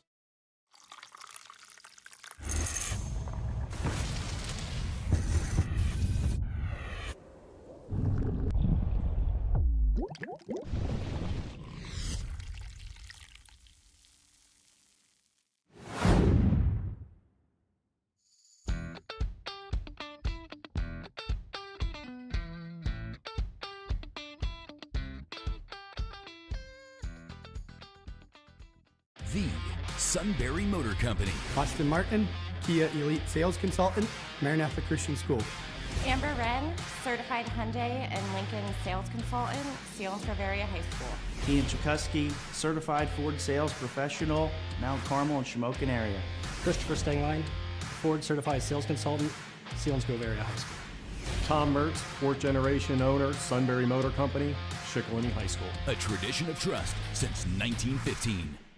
The Northumberland National Bank, proudly serving our community for over 120 years. And now we've taken a giant leap into the future with a brand new online and mobile banking experience. Our mobile app lets you manage your finances from the comfort of your home or on the go. With remote deposit capture, simply snap a picture of your check and it's deposited securely into your account. Experience the ease and convenience of banking like never before, like checking your credit score on the go or applying for a mortgage right from your home.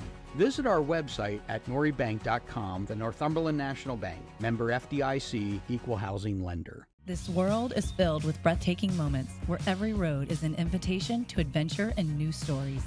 Built for those who crave exploration, freedom of the open road, and above all, safety. Subaru will take you through the rugged mountains and everywhere in between, empowering you to experience the wonders of nature like never before. Whether you're a trailblazer or a weekend explorer, come and visit W&L Subaru, where we will help you discover the joy of driving and embrace your love of the great outdoors. Back here at Ironmen Stadium, halftime, both teams have returned to the field. Selinsgrove trailing 21-7 to the Danville Ironmen. Again, we talk about numbers. Danville at 7 and 9 games have scored 34 points or more.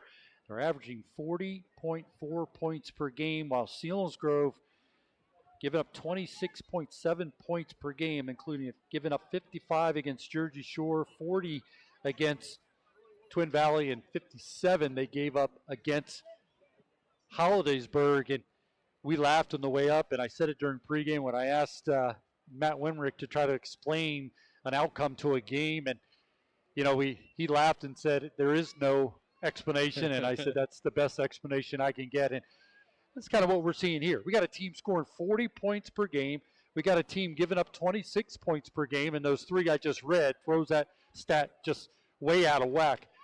But that's why we love it. That's why 27 years of covering high school football, just don't know what's going to happen. But I'm enjoying this game, man, and it's a beautiful night for a game. You see a lot of talent out there. Danville's got it all across the board, but I like what Selinsgrove has done. And something I said during that first half, you could tell they've been schooled about how to try to maintain Patrick and keep him from just taking off and trying to stretch plays.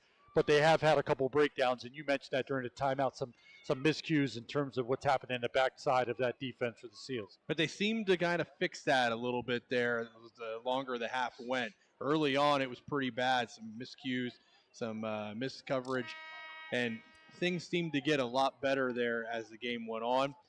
Halftime is a great time, especially in high school football. You get that chance to make some adjustments. Coaches can talk to their position players, and we'll see what comes out here in the second half. But definitely Selinsgrove offense is doing some good things, and the defense is improving. Just keep that trend going. You're in striking distance. It's a two-possession game. Now, Danville will get the ball first to start the second half.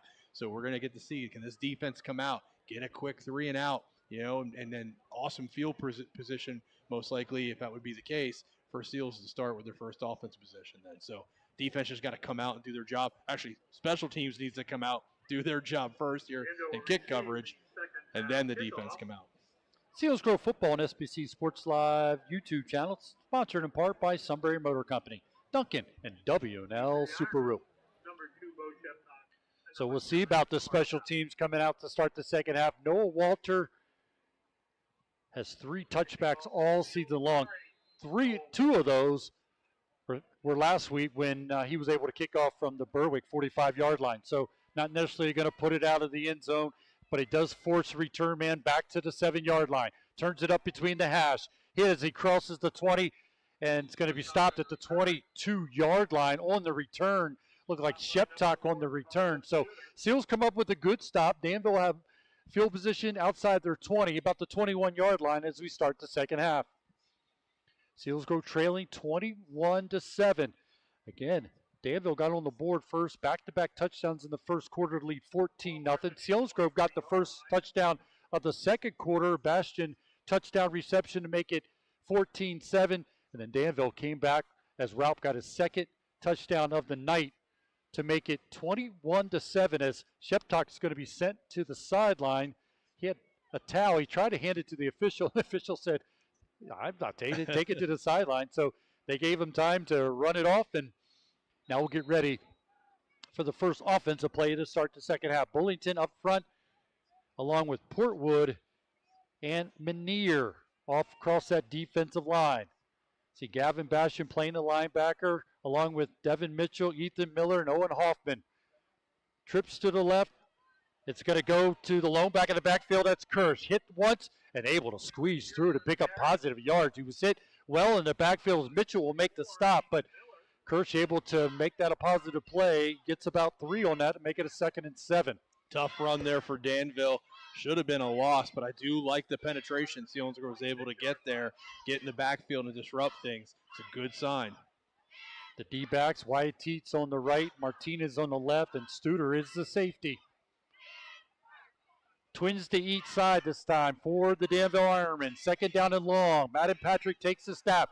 Looking out to the right. Got a man making the catch out to the 45-yard line to Kehoe. He's able to completely extend to make the catch for a first down for the Ironmen to the 45-yard line.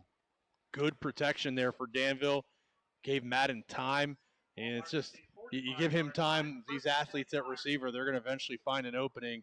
And just a nice pass and catch there by Danville.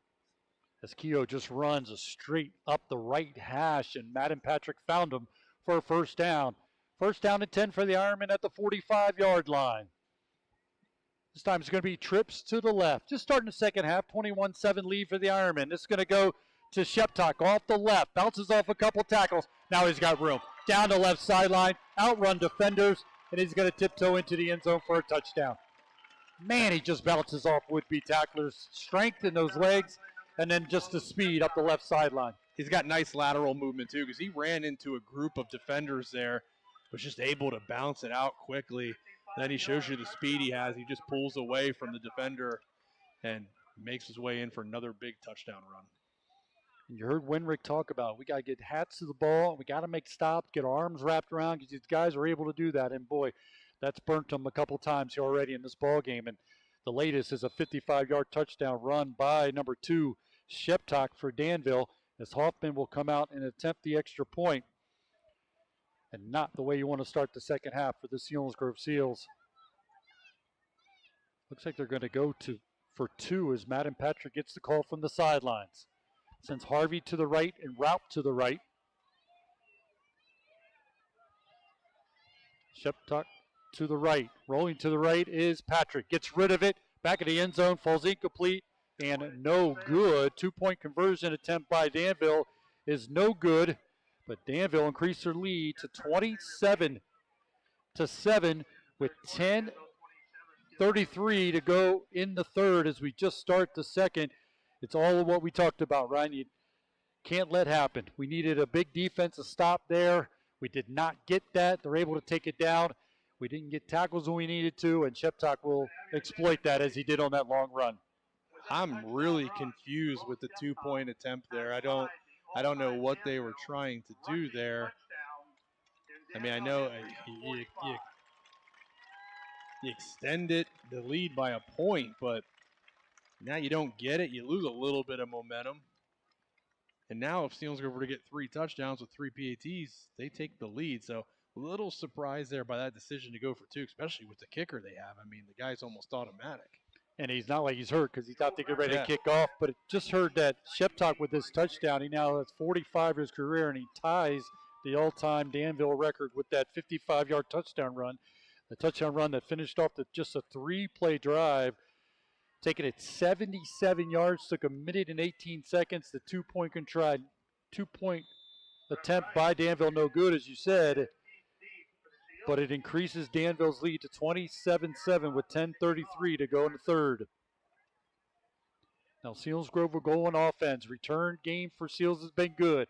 This is Teets at the 5, 15. Takes it from right to left as he gets beyond the 25, in between the hashes to the 27-yard line for the Seals. But that drive by the Danville Ironmen is our Selinsgrove forward drive summary. You know, whether this game has no bearing on district playoffs for either team, you know, obviously you want to get the win to wrap up the season, but right now it's about gaining some momentum for the Seals. They've been able to move the ball against this undefeated Danville Ironman team. Love to see them stay with that and get a drive together to try to cut into this lead against the Ironmen. High snap to Amato, drops back, plenty of time, gets rid of it. Looking for Studer, and Studer unable to make the connection. Raup on the coverage. Falls incomplete. It'll be a second down and 10. I love Amato, the way that he'll just stand tall and deliver the throw, knowing he's going to take a hit. That is a special quality to have in a quarterback, especially at the high school level. He doesn't care. He's going to deliver that throw and just miss Studer there. Well, I remember even Steve Briggs talking about Pastore. As he moved through the ranks, he got to a point where he wasn't looking at the rush. He's looking at his receivers, and you can see right in front of us Amato learning to do the same thing. Going to get a flag as the handoff was going to go to Miller, but we get a flag, false start, and that'll go against the Selinsgrove Seals to drive them back. Ethan Miller, as I said, got the call, but the play had stopped before he was able to burst through that left side of that Selinsgrove offensive line. So it'll be a walk-off and make it a second down and 15. Just start the second half, but Danville gets on the board quickly to start the second half, lead 27-7 over the Seals. Seals won a week ago over the Berwick Bulldogs to put them at 5-4. Hoping to come in tonight to try to get to 6-4. Got an uphill battle against his undefeated Ironman team. Amato, bubble screen to Teets, makes the catch. Going to pick up 3.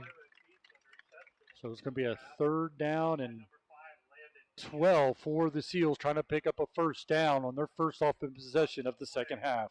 I like the play call there, too. Good screen there on second and long, knowing you're probably going to get a blitz, get some pressure. They executed it well, but just great job there of an individual tackle there for Danville and just limiting it to like 2-3 yards on the play. Ryan, your Dodgers are tied 0-0 at the end of the first. I'm actually a Yankees fan. I know that. Trips to the right for the Seals. Amato gets the snap. Under pressure. Trying to get away, and he's going to be taken. It'd probably be a holding call against the Seals, which would be declined, as Selinsgrove is going to have to punt it away after the big loss on the play as the Danville Ironmen came racing through. Chase Miller in on the stop for the Ironmen.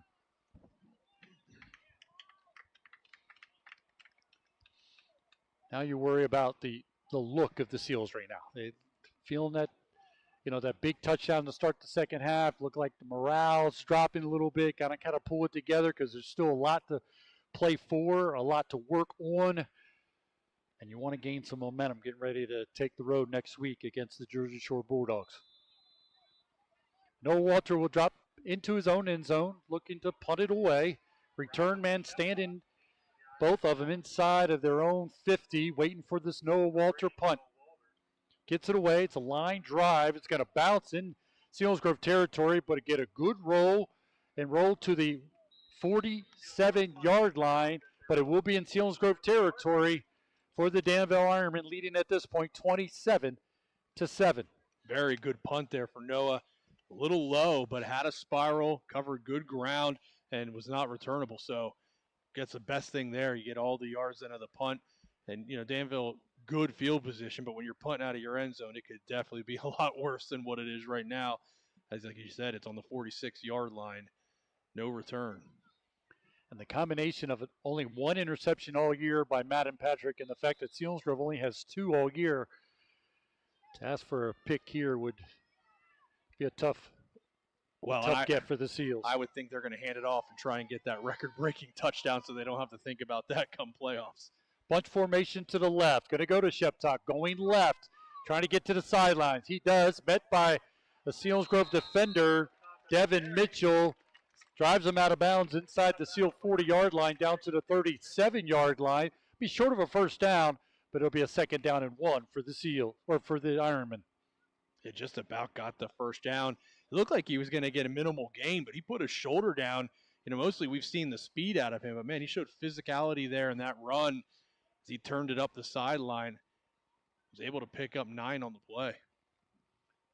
Our Blaze Alexander Ford Built Ford Tough game of the week. Keeping an eye on the Shamokin Mount Carmel game right now. Shamokin leading 14-0.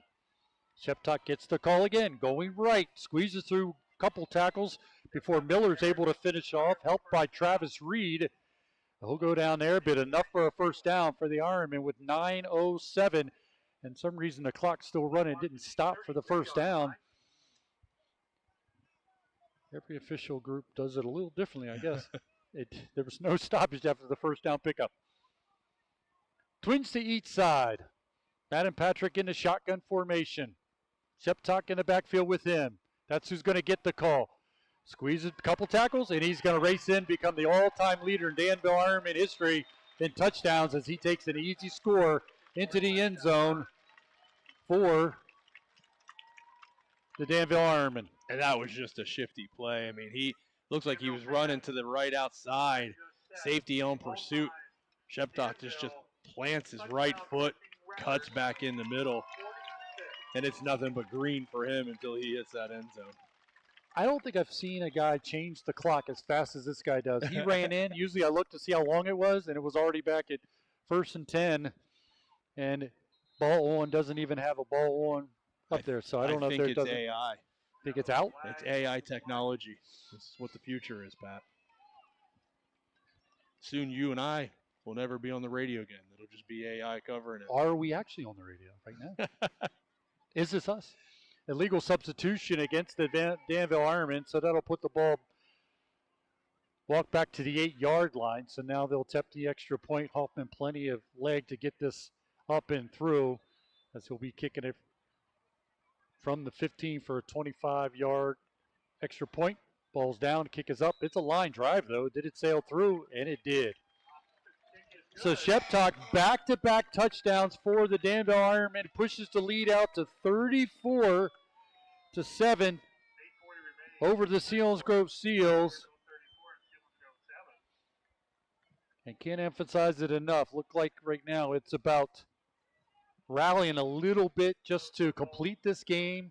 The momentum or the confidence, run the ball, move it on this team, because right now it's all Danville as they lead 34-7 following just another 3-play drive. This one went for 46 yards, only took 37 seconds before Sheptock takes it in for a 32-yard run, and he becomes the all-time leading touchdown maker in the rushing department for the Danville Ironmen. And clearly Danville at halftime decided they're going to go with the run, and it has worked for them here real early in the third quarter. It's back-to-back possessions, just a handful of runs, and they find the end zone. Sheptock at his average of 154 yards per game as he has 12 carries, 154 yards, and 2 touchdowns. Again, Danville Ironmen, 3-play drive, going 46 yards. Took just 37 seconds, extra point good, 34-7 lead by the Ironmen. That's the Selinsgrove Ford drive summary. Hoffman has it teed up between the hashes. Studer and Rice are deep. This one's going to go to Wyatt Teets. I beg your pardon. He takes it from the 2. He's caught at the 15 and spun to the turf. On the stop was Jack Rarig, the sophomore, 5'10", 160 pounds. So Selinsgrove have first down at 10, just outside their own 15-yard line, trailing 34-7 with 8:35 to go in the third quarter. You mentioned Jersey Shore. Jersey Shore having an easy time with it against the Central Mountain Wildcats. Leading 41-0 at last check. Milton leading Warrior Run 12-7. South Williamsport leading Northwest 14-0. Lime Mountain up on Susquehanna 30-0. And Hughesville leading Muncie 14-7. Those are updated scores, part of our Aubrey Alexander Toyota out-of-town scoreboard. Ryan, I think we have a few candidates for the Smoky Dam Health Center backbreaker play of the game, but you and I got to rally too, Ryan. Come on, let's go. All right. Let's rally. Here we go. Well, I mean, there's plenty of game left. I am always a glass half full guy until that last horn. But ultimately, you know, it's also about improving. It's about working on things. You're about to enter the district playoffs, so. Rocco takes the snap. Deep man gets the call. That's Brett Rice trying to get a push. As he'll try to get it to the 10-yard line. Pick up just a couple, second down and long for the Seals. And, you know, I say that half jokingly, but, I mean, you do have to. You do have to get yourself rallied up a little bit. A lot of time, a lot of good things can still happen. But this is a very good, obviously, Danville Ironman team. They're dealing with injuries, too. And here they are sitting at 9-0, looking to go 10-0 in the season as they're getting ready for their district playoffs as well next week. They'll be a number 1 seed with the Danville Ironman. Wide Teets will slip far to right. In the slot is Gavin Bastian. I formation behind Rocco Amato. Fakes it to Brett Rice. Gets rid of it. Underthrown just a bit to Gavin Bastian. Falls to the turf. It'll be incomplete. 3rd down and 8. 7:49 to go in the third. I like them throwing the ball. They've done a nice job tonight. Some big catches. And I think that's a big part of it. If Selinsgrove wants to get that upset at Jersey Shore next week, I think that's something that, you know, they're going to have to be able to do is throw the football. So these are good reps right here, right now. Put some stuff on film. Get some confidence here. They're going to come out in the same formation, that I formation. Bettle on the left side of the formation at the tight end. Blitz coming. Rocco Amato drops back. It's going to be hit at the line of scrimmage, falls incomplete. Danville brought everybody. Yeah. And it was just not going to happen for your sophomore quarterback. It's got deflected to the line of scrimmage, falls incomplete, 4th down, and Noah Walter will come out once again and kick it away for the Seals. Yeah, just no time there to do anything. Came in from all angles. Heads up there. Good coaching out of Danville. Guys getting their hands up. And you celebrate those deflections. Those are big plays. And yeah, again, Noah Walter kicking out of the end zone again. Back-to-back possessions. Looking for a good snap here. Return guys standing in Selinsgrove territory. There's going to be a flag on the play before the snap. Will be a false start. So Selinsgrove in that first half only had 2 penalties, but picking up penalties in the second half. And this is going to allow the return men to stand at the Selinsgrove 40-yard line. Raup. It looks like Sheptock standing at the 40-yard line in Selinsgrove territory as Noah Walters heels on the back of the end zone. Yeah, got to be careful here. It needs to be a good snap, nothing high, because it'll be a safety. Noah's they got to get good protection here. Doesn't have the normal room to get the punt off, so it's going to be a quick catch and a quick kick. Bettle will do the snapping. No pressure, gets it away, end over end. It's going to hit the turf and take a roll for the Seals. Return man picks it up at the 40. He's blown out of bounds by Studer. And that's where that's where Danville takes over, 1st down and 10. Another good kick, though, there by Noah Walter. It was low, but it covered good ground. No return on the play. I thought that was a little risky for Danville. You don't need to get in there and risk a fumble. Seals are going to pick it up and take it to the house. I'd like that, but I don't think that's too smart on Danville's side.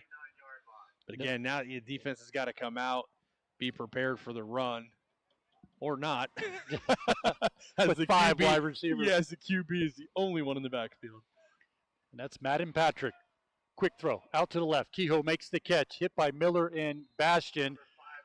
Short of the 30-yard line, it'll be a 2nd down and 2 for the Ironmen. They started the possession at the Selinsgrove 39-yard line after a punt by Noah Walter. Noah Walter had big shoes to fill after Carter Young graduated a year ago, and he's put good numbers up in the punting department, almost 37 yards a punt, as Noah Walter comes out for football after not playing a year ago and has done a nice job in the punting for the Seals. Selinsgrove tradition, good kickers. Patrick gets rid of it, incomplete, intended for Kirsch, falls to the turf at the 30-yard line. So it'll be a 3rd down and 2 for the Danville Ironmen, leading 34-7 over the Seals with 6:46 to go in the 3rd. I would imagine with the lead that Danville has, this might be the last possession with the full first stringers on offense. So Selinsgrove get a stop here. That'd be pretty big. Especially when we've heard about their injury issues. They got a lot of guys on the sideline that are in street clothes with their jerseys on, not playing. 3rd down play here for the senior quarterback, Madden Patrick. Taking the snap, give it to Kirsch, got a 1st down. Gets away from a would-be tackler. Up the left sideline, and Studer will drive him out of bounds. But it's a 1st down pickup. Also a false start in Danville there. The right tackle 100% rocked forward. But we play on. And we laugh because the whole idea to stop the clock after the 1st down is to let the chain gang get to the chain gang. They're freezing on the far side. They finally are getting up to where the 1st down is. Still haven't set the chain. And that guy is, the ref looks like a third base coach telling the guy to round third and head home. And they finally started the clock. I've done the chain gang before. It's not fun when it's cold. It's cold. 2 wide receivers split to the right. Madden Patrick gives it to Sheptock. Going right. Host of white shirts on the stop. It looked like Connor Crossan on the stop for the Seals. Able to make the stop as he seeing Sheptock come right at him, but he's able to make the stop on the right side. Connor Crossan, the senior, at 6'2", 218 pounds. Stops a very tough runner, and Sheptock for the 1-yard loss. Good tackle there. Actually, a loss on the play of a yard. So makes it a 2nd down and 11, 5 wides for Madden Patrick. Taking the snap, looking over the middle. Now he's rolling to the right. He's got Greengrass in front of him. He is going to run. Takes off, makes a man miss, spins at the 10, and your all-everything quarterback taking a chance and running the ball. I'm sure makes all the coaching staff and players a little nervous when you're obviously dominating the game tonight at 34-7, and you got your senior quarterback taking off and running the ball when you're looking at a state run from this undefeated Danville Ironmen team. Yeah, but he showed some intelligence there. He went down. He didn't take the hit. But, man, this Danville offense is just dynamic. I mean, the quarterback hasn't ran all night long, and he's had some opportunities. And how do you guard all these receivers? How do you stop that running back? Danville's possibly best running back they ever had. And it's just a very tough offense to cover. Well, they're going to go with the run game again. It looked like Kehoe going straight up the middle, and somehow the officials say he got in as he extended the ball over the goal line, and Danville will go for 2 once again As the coaching staff tell them, don't come off, stay out there and get into the 2-point conversion. Well, it's all about trying to get the mercy rule going here. That's why I think they're going for 2 this time. As Matt and Patrick will have them huddle up after the touchdown run by Kehoe. He has a 99-yard touchdown run in that first quarter for Danville Ironmen. He has another one here. Harvey will split to the left. Raup is on the right in the bunch formation. Now Kehoe goes in motion from right to left. Now he spins to go back to the right. Matt and Patrick's rolling to the right. Buying some time. Gets rid of right at the goal line, and they're going to say in. 2-point conversion successful for the Danville Ironmen, as that's to Raup making the catch right at the goal line for the 2-point conversion. And Madden had a couple options there. He had a man wide open in the back of the end zone, but he also had a guy going across the goal line. Delivered a perfect throw. Good catch by Danville. They're able to get that 2-point conversion. As I said, Kehoe is able to get his second rushing touchdown, this one from 5 yards out. It comes with 5:06 to go in the third quarter, as Danville now put back-to-back touchdowns in the third quarter. This one coming off a 6-play, 61-yard drive. It took 2 minutes and 20 seconds. The 2-point conversion is good for the Ironmen, so they push the lead out to 42-7 over the Selinsgrove Seals. And again, Kehoe with the 5-yard touchdown run. That's the Selinsgrove Ford drive summary. So now Hoffman has it teed up to kick this one away for the Danville Ironmen. Back deep again will be Teets and Brett Rice, standing at their own 5-yard line. Hoffman kicks it away. End over end kick, take by Brett Rice at the 4 between the hashes.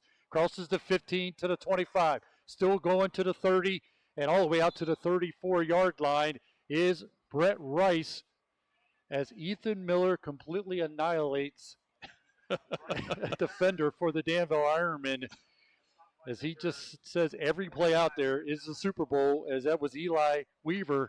And again, that's what we talked about. So Weaver's like, dude, what are you doing? Like, yeah. He goes, it don't matter. It don't matter. I only know how to play one way. I'll tell you, try and tell Ethan Miller and Brett Rice there that this game's a mercy roll. They both, Brett Rice running as hard as you can. That was a great return. And Ethan Miller blowing people up with a block.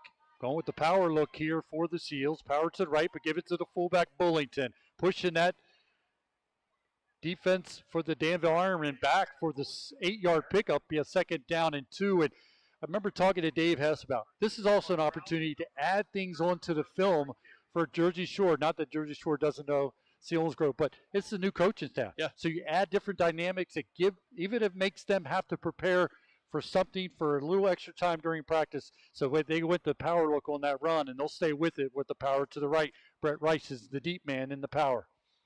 Rocco Mato under center, one wide receiver split to the left. Going to give it to Bullington again, right up the middle. It's got a 1st down, right out to midfield as he fumbles the ball. He was down. He was down. That's a horrible call. Did he bounce off the? Now he's coming in at midfield.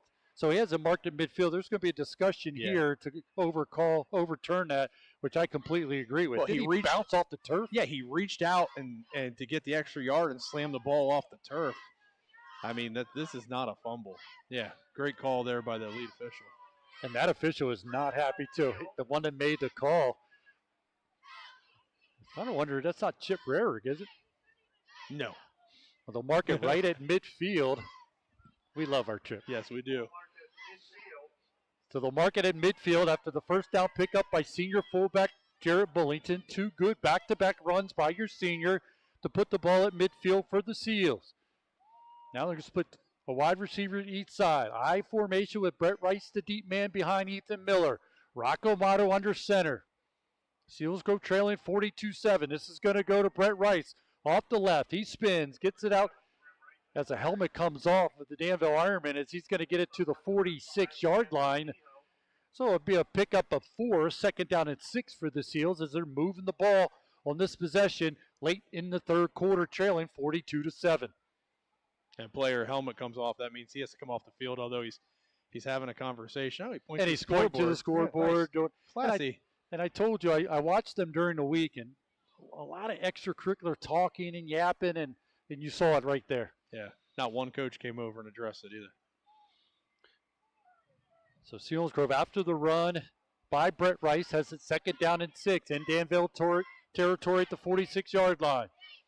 Under center is Amato. Give it to Miller.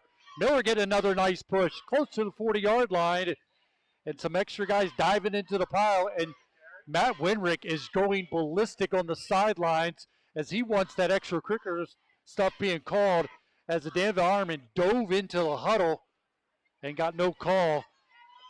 Not trying to be boo-hoo for us, but you got to call stuff. This is where people get hurt. Both teams are looking to play in district playoffs, and they're going to say you got enough for a first down at the 40-yard line.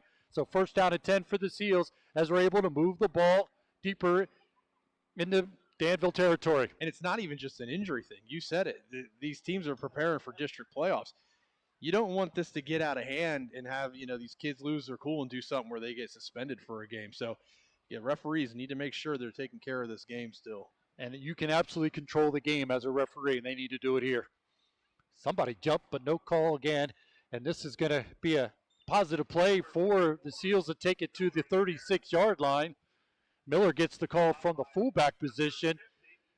Pick up a 3, 2nd down and 7 for the Seals. They're just playing tough football. And starters are in. There's not backups. You see Chase Miller in there. You see Kirsch. So it's not a matter of Seals doing this against the second-string guys. So a good positive push here. Something else, like we said, to put on film for Jersey Shore to prepare for next week. 2 wide receivers split to the right. Amato going to go up under center. I formation behind him. Give it to Brett Rice going left. Squeezes through tackles. Gets to the 30-yard line. And a matter of a mark and say he's got another first down for the Selinsgrove Seals. Nice run again. I mean, it's simple right now. It's elementary, but it's physical. It's powerful. And they're just rotating backs in and out. They're coming in fresh, and they're running hard and getting a good push by the offensive line. Getting the call from the sideline is Rocco Amato. Makes his way to the huddle. 1st down and 10 for the Seals at the Ironman 30-yard line. Seals are going to break out of the huddle. Going to send 2 to the right again. Bastian will be in the slot on the right. Amato under center again. Bullington in at fullback. Going to give it to Brett Rice. He squeezed it up between the tackles. About a yard pickup. 2nd down and 9 for the Seals. Under 45 seconds to go in the third. Selinsgrove trailing 42-7 to the Ironmen.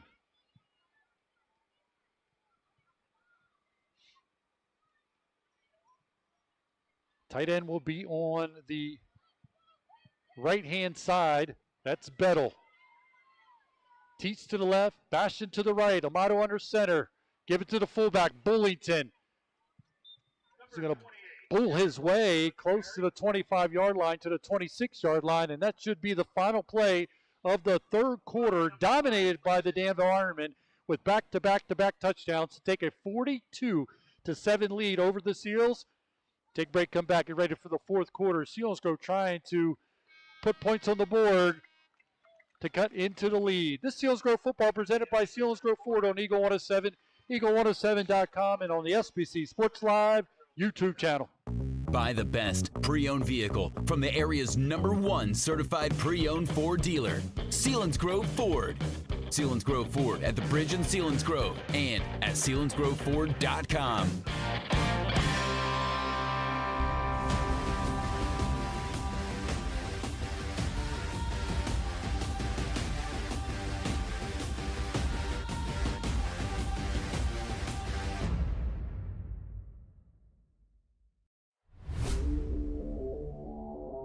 At J.J. Powell, we know keeping your home warm shouldn't be a hassle. With Easy Pay, you get capped pricing, budget-friendly payments, and automatic delivery, so you can relax and take it easy.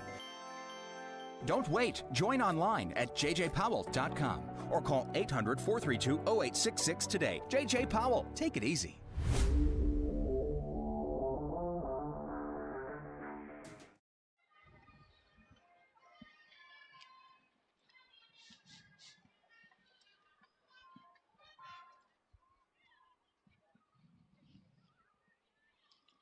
Move into the fourth quarter as Brett Rice will continue play the I in the I formation for the Seals. 2 wide receivers split to the right for the Seals. Third down play for the Seals. Give it to Bullington, straight up the middle. Good push by that offensive line led by Tegan Menier to take it close to the 20-yard line to the 21-yard line. So it'll be a 4th down and 1 for the Seals, trying to pick up a first down, keep this drive alive, trying to just gain some positives here late in this ballgame. They trail 42-7 as we just start the fourth quarter. Well, the clock operator has been pretty amazing all night, but he never put third down on the board. He went from second down to fourth down, so we got his first error. Ethan Miller comes into the game at the fullback. Seals trying to pick up the first down. Danville bunching up on the line of scrimmage. Give it to Ethan Miller going straight up the middle. It's got a first down. Still going, trying to stretch it to the 15-yard line. And he's able to do it to pick up the first down for the Seals. A host of purple shirts in on the stop for the Ironmen. I love the tough running right now. I love the fact that Selinsgrove's just not packing it in. They're playing hard. They're fighting for every inch. They want to put another touchdown on the board. They want to feel good. They want to get some confidence here. And I love the fact that they're just not giving up. Selinsgrove Seals football on Eagle 107 is sponsored in part by Buffalo Wild Wings and Weichel Busing. First down and 10 for the Seals at the Danville 16-yard line. Wide receivers to each side. Amato under center, taking a snap, 3-step drop, looking. Get out there for Bastion. Tries to extend it, make catch, unable to, and it falls incomplete. Oh, that's tough. I mean, I love the play. It was going to be open, but as Bastion went to make his cut outside, his foot slipped out from underneath him, killed the timing of the play. But it would have been there. And then Bastion's in a one-on-one. He does a great job initially making guys miss on the first move. But just that slip there just ruined that play. Ryan, we have a bunch of candidates for the Schmokadam Health Center backbreaker play of the game. And at the end of the game, during our postgame, we'll announce the Schmokadam Health Center backbreaker play of the game. Second down and 10 for the Seals. Amato gives it to Miller. Miller shakes off a couple tackles, gives a little Miller mixer to the 11-yard line. So could pick up a 5 for the Seals to make it a 3rd down and 5. While they mark it. Yeah, that's not a very friendly man spot. So they instead they'll mark it at the 11. So Seals will have it 3rd down and 6 instead of 3rd down and 5. Sometimes they send 2 wide receivers to the left. Brett Rice deep in the eye. Going to give it to Brett Rice. Tiptoes in the backfield. Tries to turn on the burners to get to the 10. It looks like he'll be stopped at the 10. At least that's where my eyes say, and the officials agree with me this time. They'll put it at the 10-yard line to make this a 4th down and a long 3, short 4 for the Seals. You know what? I wouldn't even be bothered to kick a field goal. No. Field goal would be a big part of the game. You can get out there and get a snap.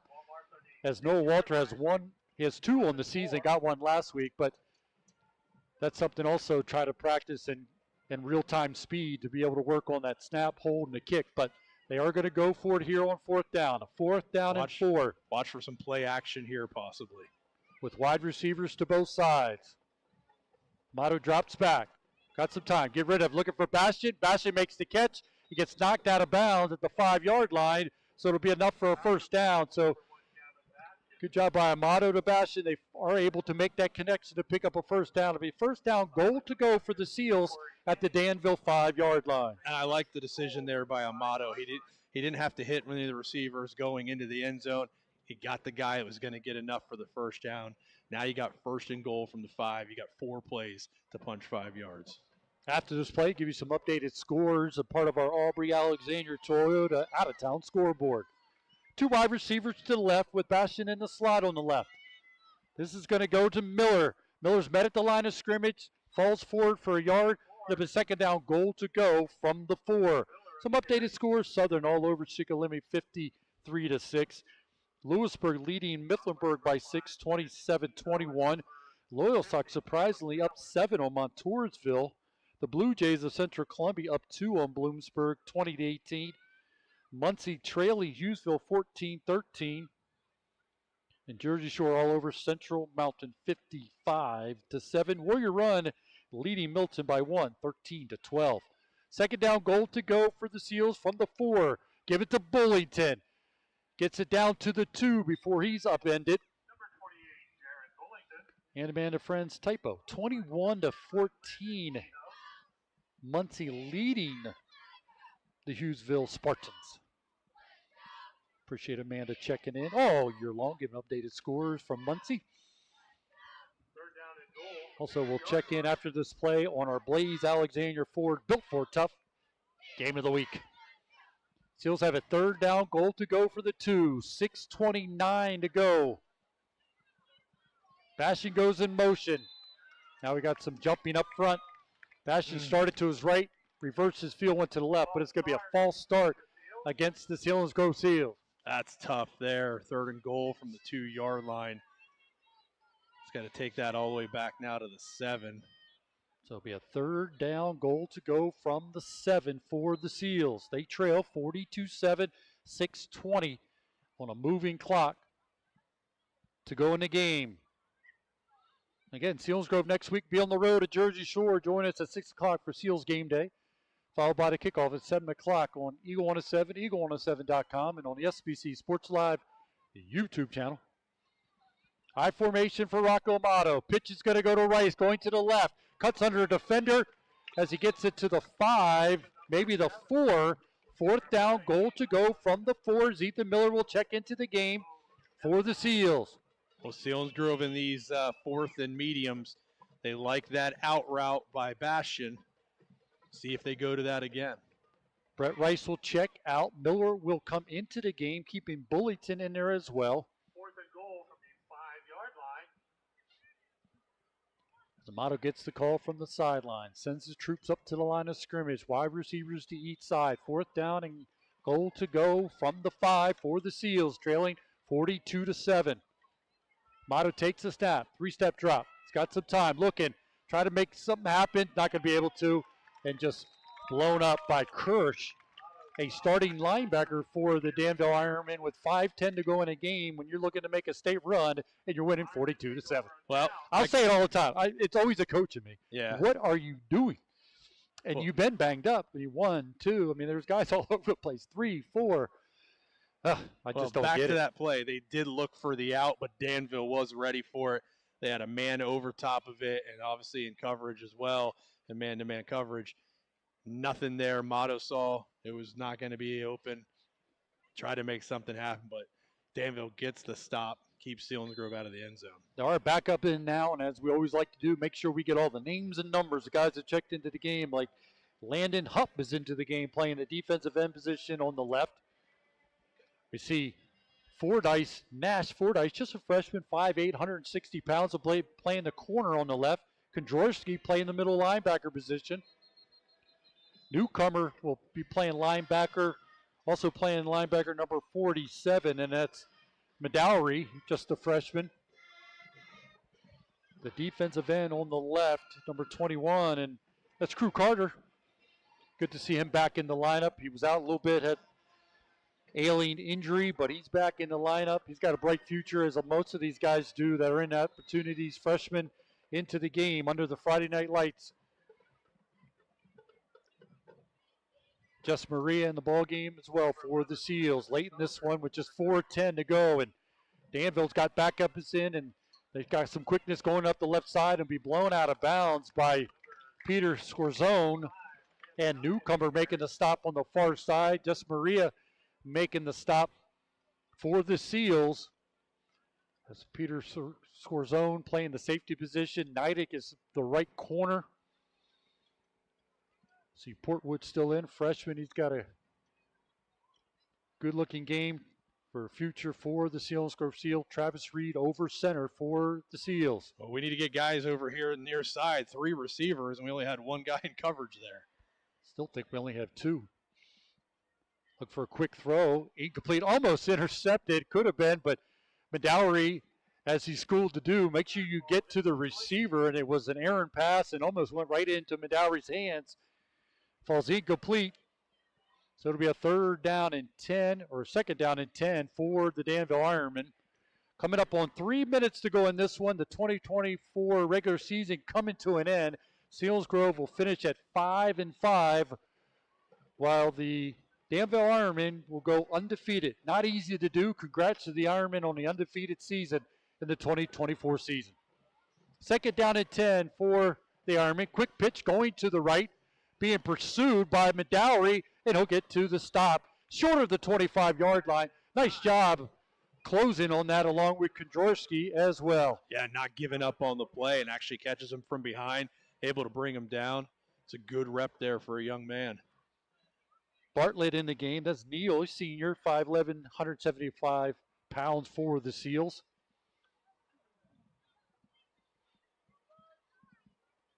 Going to go trips to the left, one wide receiver to the right for the Ironmen, leading 42-7, coming up on 2:10 to go in this one. Quick pitch, going to go to the left. Got some room as the Ironman running back. Up the left sideline. Trying to outrun the last defender with his Fordyce. Unable to. Up the left sideline. Touchdown by the Ironman. Well, the backups are in, and they don't slow down, do they, Pat? I mean, that's just all speed there, pulling away from the defense. And Danville on the board again. As that's Rarick taking it in for the score for the Danville Ironmen. As he goes 79 yards on the touchdown run. All coming with just 1:56 to go in this one. As you said, quickness up that left sideline and able to outrun the remaining defenders to take it in for the score to increase the lead to 48-7, looking to add the extra point to make this 49-7. As the Danville Ironmen add on to their 40 points per game with the extra point is good. So 49-7. Ryan, the other thing we watched too during the handshake line, because there's a lot of pointing going back and forth between these two teams, and just can't get caught up in that. Yeah, you got a winner or loser in this game. You guys got to just put it aside and realize that everything you play for and everything you work for in the offseason is about to start. It's postseason. And this is where a lot of the goals before the season starts are set. Let's get in there. Let's get a district championship. First, we got to get the districts, win a couple district games, and if you're fortunate enough, you get to experience a state playoff. So, the worst thing you can do is have something stupid happen and not be eligible to play in the first round. 3-play drive for the Danville Ironmen, covering 95 yards, took 3 minutes and 12 seconds as Rarick took it 79-yard touchdown run. Just 1:56 to go in this one. That's the Selinsgrove Ford drive summary. After the game, during our Eagle 107 post-game show, we will give you the scoring recap, stats from our Statman Zach Showers, other scores of other games, checking in on finals, including our Blaze Alexander Ford, Built Ford Tough game of the week, Smoking Indians looking to stay undefeated as well. A little mix-up there. The guys started to kick it off for Danville Ironmen and stopped and then kicked it off. Return man up the right sideline for the Seals. Still going in, finally taken to the turf beyond the 45-yard line to the 46-yard line. Trying to get a number on that. Couldn't tell who that was. Returning was Brett Rice again, and that's been a highlight for the Seals as special teams as they're able to take it beyond the 45 to the 46-yard line to start this possession. If you don't think the Seals want to score, you're wrong. Now, it's going to be tough because the clock is running due to mercy rule.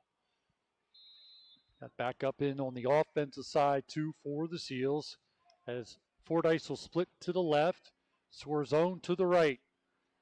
Neidick in at quarterback, looking over the defense. I formation behind him. Getting the snap. Give it to the deep man. Caught in the backfield to go down quickly. That was just Maria. Got the carry, but nothing there. Goes down. Loss on the play of 2. It'll be a second down and 12 for the Seals. Coming up on just 1 minute to go in this one. Not much there for the running back. And the smart thing is secure the ball. You don't want to have a fumble there. It's not how you want to end the game. Wraps it up and just takes the tackle. Neidig gets the call from the sidelines. Will make a way to the huddle. Could be the final play of the night for this one. Two wide receivers will split to the right. Neidig turns, talks to Kondrowski before the snap. Pitches it out for Justin Maria, going left. Trying to fight for every yard. Give him credit. Not giving up there, but that will be the final play of the game as both teams will meet in midfield for the traditional handshake as it's the Danville Ironmen staying undefeated on the season with the win. 49-7 win over the Selinsgrove Seals as the Seals fall to 5-5. Both teams will regroup and get ready for district playoffs. Don't go anywhere. We'll have the Eagle 107 postgame show for you. This Selinsgrove football brought to you by Selinsgrove Ford on Eagle 107, eagle107.com, and on the SBC Sports Live YouTube channel.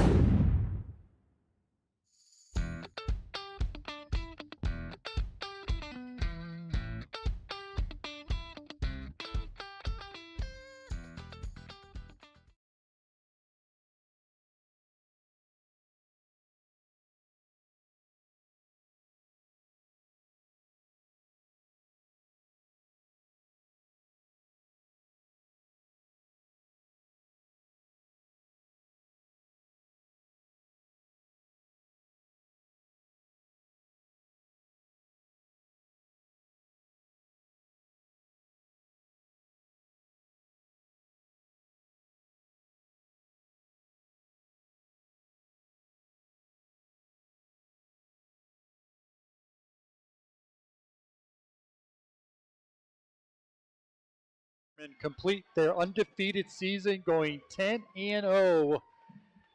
This is how it happened as they got on the board first, back-to-back touchdowns as Raup had a 16-yard touchdown reception. Came with 7:56 to go in the opening quarter, 5-play drive, the extra point good, and a 7-0 lead for the Danville Ironmen.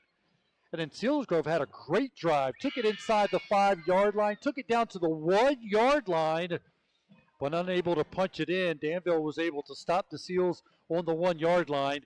And on the very first offensive play for the Danville Ironmen, they turned it into a 99-yard touchdown run as Kehoe would be able to take it the distance. Just took 13 seconds, the extra point good, and Danville led 14-0. That'd be all the scoring in the first quarter. Danville led 14-0. Selinsgrove would get on the board as Gavin Bastian was the recipient of a 17-yard touchdown pass from sophomore quarterback Rocco Amato. That came with 10:39 to go in the first half. That was a 9-play, 46-yard drive. Took 3 minutes and 36 seconds. The extra point good. And Selinsgrove cut into the lead to make it 14-7. But Raup would get his second receiving touchdown of the night from Madden Patrick. This one came from 26 yards out.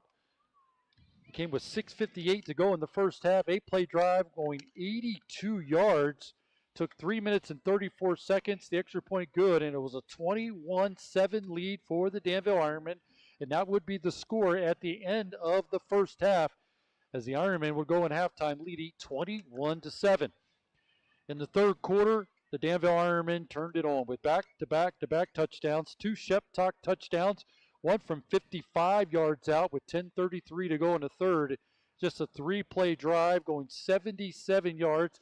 The 2-point conversion no good, but Danville led 27-7. But then Sheptalk would become the all-time touchdown rushing leader in Danville school history with his second touchdown in the third quarter. This one coming from 32 yards out with 8:43 to go in the third. Another 3-play drive. This one just from 46 yards. Extra point good.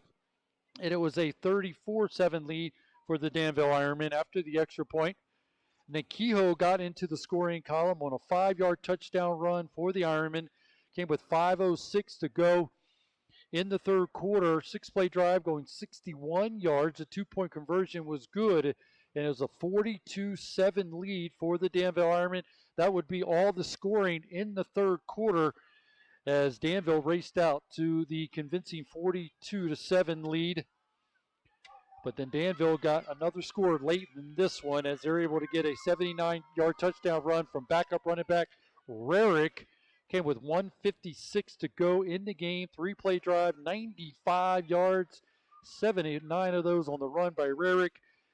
Just took 3 minutes and 12 seconds. The extra point good increased the lead to 49-7.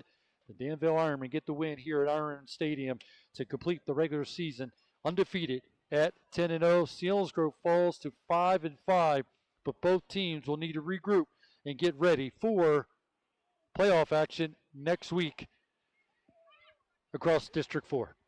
Yeah, it's here. Everything, you enjoy the regular season, you battle, but you're really doing it all for what starts next week. And Selinsgrove, tough game tonight. They've had some tough games this year, and they've bounced back with some good performances. Second chance at Jersey Shore, and I think the Seals. It's going to be a different ballgame. I know when we covered that one, it feels like a long time ago now, Pat. But I know some guys were out. Selinsgrove wasn't exactly healthy for that game, so it should be a new look Seals team for Jersey Shore. And you never know what happens. There've been some great battles over the year between Jersey Shore and Selinsgrove. So usually it's in the district championship game, but it's going to be in the first round this year, buddy. Well, we move to the point where we got to talk about the Shamokin Dam Health Center backbreaker play of the game. And as Stephen always say, we hate when we have to go over it and talk about the backbreaker play of the game, and being that it's going to be something that the opponent has done. And, of course, tonight, a domination win by the Danville Ironmen. So take a look at all those big plays and think about what's in your mind is the Shamokin Dam Health Center backbreaker play of the game. Well, the most impressive one was the 99-yard run, but Selinsgrove answered to that, so the break wasn't too bad. But I think that second run, the second touchdown run of the third quarter for Sheptok, was the one where looked like he was going out to the right, planted his foot, and cut it up the middle, and took it right up the gut. How many yards was that one? 32. 32-yard run. So to me, that would be for my vote for the backbreaker. I think at that point, it kind of felt like things were in hand for Danville. And plus, he becomes the all-time rushing leader in touchdowns for the Danville Ironmen. So that is absolutely a good call, Ryan. That's the Shamokin Dam Health Center backbreaker play of the game. Shamokin Dam Health Center offering medical care, chiropractic care, rehabilitation, and more. Call 570-743-4333 for an appointment. That's Shamokin Dam Health Center backbreaker play of the game. Other games going on around the valley, let's get updated on those as well as we continue with the Eagle 107 post game. Selinsgrove falls tonight against the Danville Ironmen 49-7. But other scores late in the game, Southern Columbia all over Sikalimi 53-6. Mifflinburg that sees Lewisburg pulling away by 2 touchdowns, leading 35-21. Loyalstock up 2 touchdowns as well on Montoursville 21-7. Bloomsburg trailing Central Columbia by 2, 20-18. Hughesville and Muncie. Muncie now leading that one after trailing by a point, able to put points on the board to take that lead. They lead by 7, 21-14. Lime Mountain shutting out Susquehanna 38-0. South Williamsport shutting out Northwest 21-0. Williamsport trailing at last check to Wilkes-Barre. And Jersey Shore, no question about that one, all over Central Mountain, leading 61-7. Last updated score we had in our Blaze Alexander Ford Built for Tough game of the week. Shamokin leading Mount Carmel 21-0. Warrior Run last check leading Milton 13-12. As we give you all those scores as we threw throughout the ball game. Of course, we call that the Aubrey Alexander Toyota out-of-town scoreboard. So if Shamokin ends with a win, take this undefeated Danville team, undefeated Shamokin team. We played both of them this year. Add in Twin Valley, Jersey Shore, Hollidaysburg. These teams have a lot of wins. It wasn't a schedule that we knew was going to be very easy, especially with the new coaching staff, new quarterback, and a big changeover from that state run last year's team in Selinsgrove. And what a schedule it was, especially when you saw at the beginning of the year, back-to-back games, travel to Twin Valley, travel to Jersey Shore, and then play undefeated Shamokin, undefeated Danville, and at the time when you played Williamsport, they were undefeated as well. Yeah, I mean, it's very, very tough schedule. Honestly, the only team locally that I can think of that has a comparable tough schedule is Jersey Shore. Jersey Shore has played a lot of these teams and have battled some in big games. So, unfortunately, that's the team you're facing in the first round. They've been battle tested as well, but I don't think anyone else in the area has had the schedule. Yeah, Selinsgrove will travel to take on Jersey Shore next week at Thompson Street Stadium. Taking a look at the numbers, and as you would imagine, in a 49-7 win by Danville, the numbers are dominated by the Ironmen as well. Selinsgrove did get into double figures on first downs that they got to 10. Danville had 17 first downs. And rushing department dominated by the Danville Ironmen, 390 yards rushing to Selinsgrove, just 98. Selinsgrove passing 62 yards, 137 by senior quarterback Madden Patrick, as he's able to manage his team to 527 total yards. Selinsgrove just 160. Both teams end up with 6 penalties for 40 yards. No turnovers in the ball game in this one, again, as Selinsgrove falls 49-7. Looking at individual numbers first for the Danville Ironmen in the passing department. An efficient night for senior quarterback Madden Patrick. 11 for 16, 137 yards, 2 touchdowns, no picks, as he only has 1 on the season for the senior. His main target tonight for 2 touchdowns was Ralph, 3 catches, 50 yards, 2 touchdowns. Kehoe, 3 catches for 34 yards for the Danville Ironmen. In the rushing department, Sheptock, 13 carries, 153 yards, and 2 touchdowns.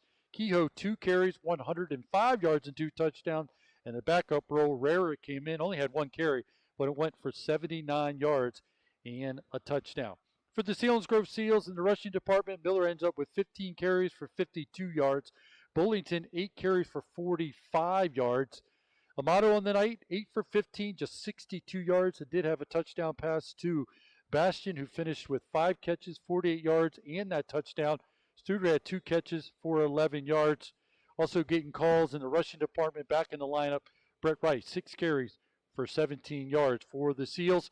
Mitchell, 3 carries for -5 yards, couldn't get going for the Seals. So, again, a dominating performance on the scoreboard and also in the stat column as the Danville Ironmen win this one 49-7 over the Selinsgrove Seals. Selinsgrove football on Eagle 107 is sponsored in part by Christine Horton, Bowen Agency, Realtor, and Jet Residential. Also on a SBC Sports Live YouTube channel, Zimmerman, Chrysler, Dodge, Jeep, and Ram truck. Appreciate their sponsorship all year long, Ryan, but it's time to rally. This regular season now over. Get ready for district playoffs.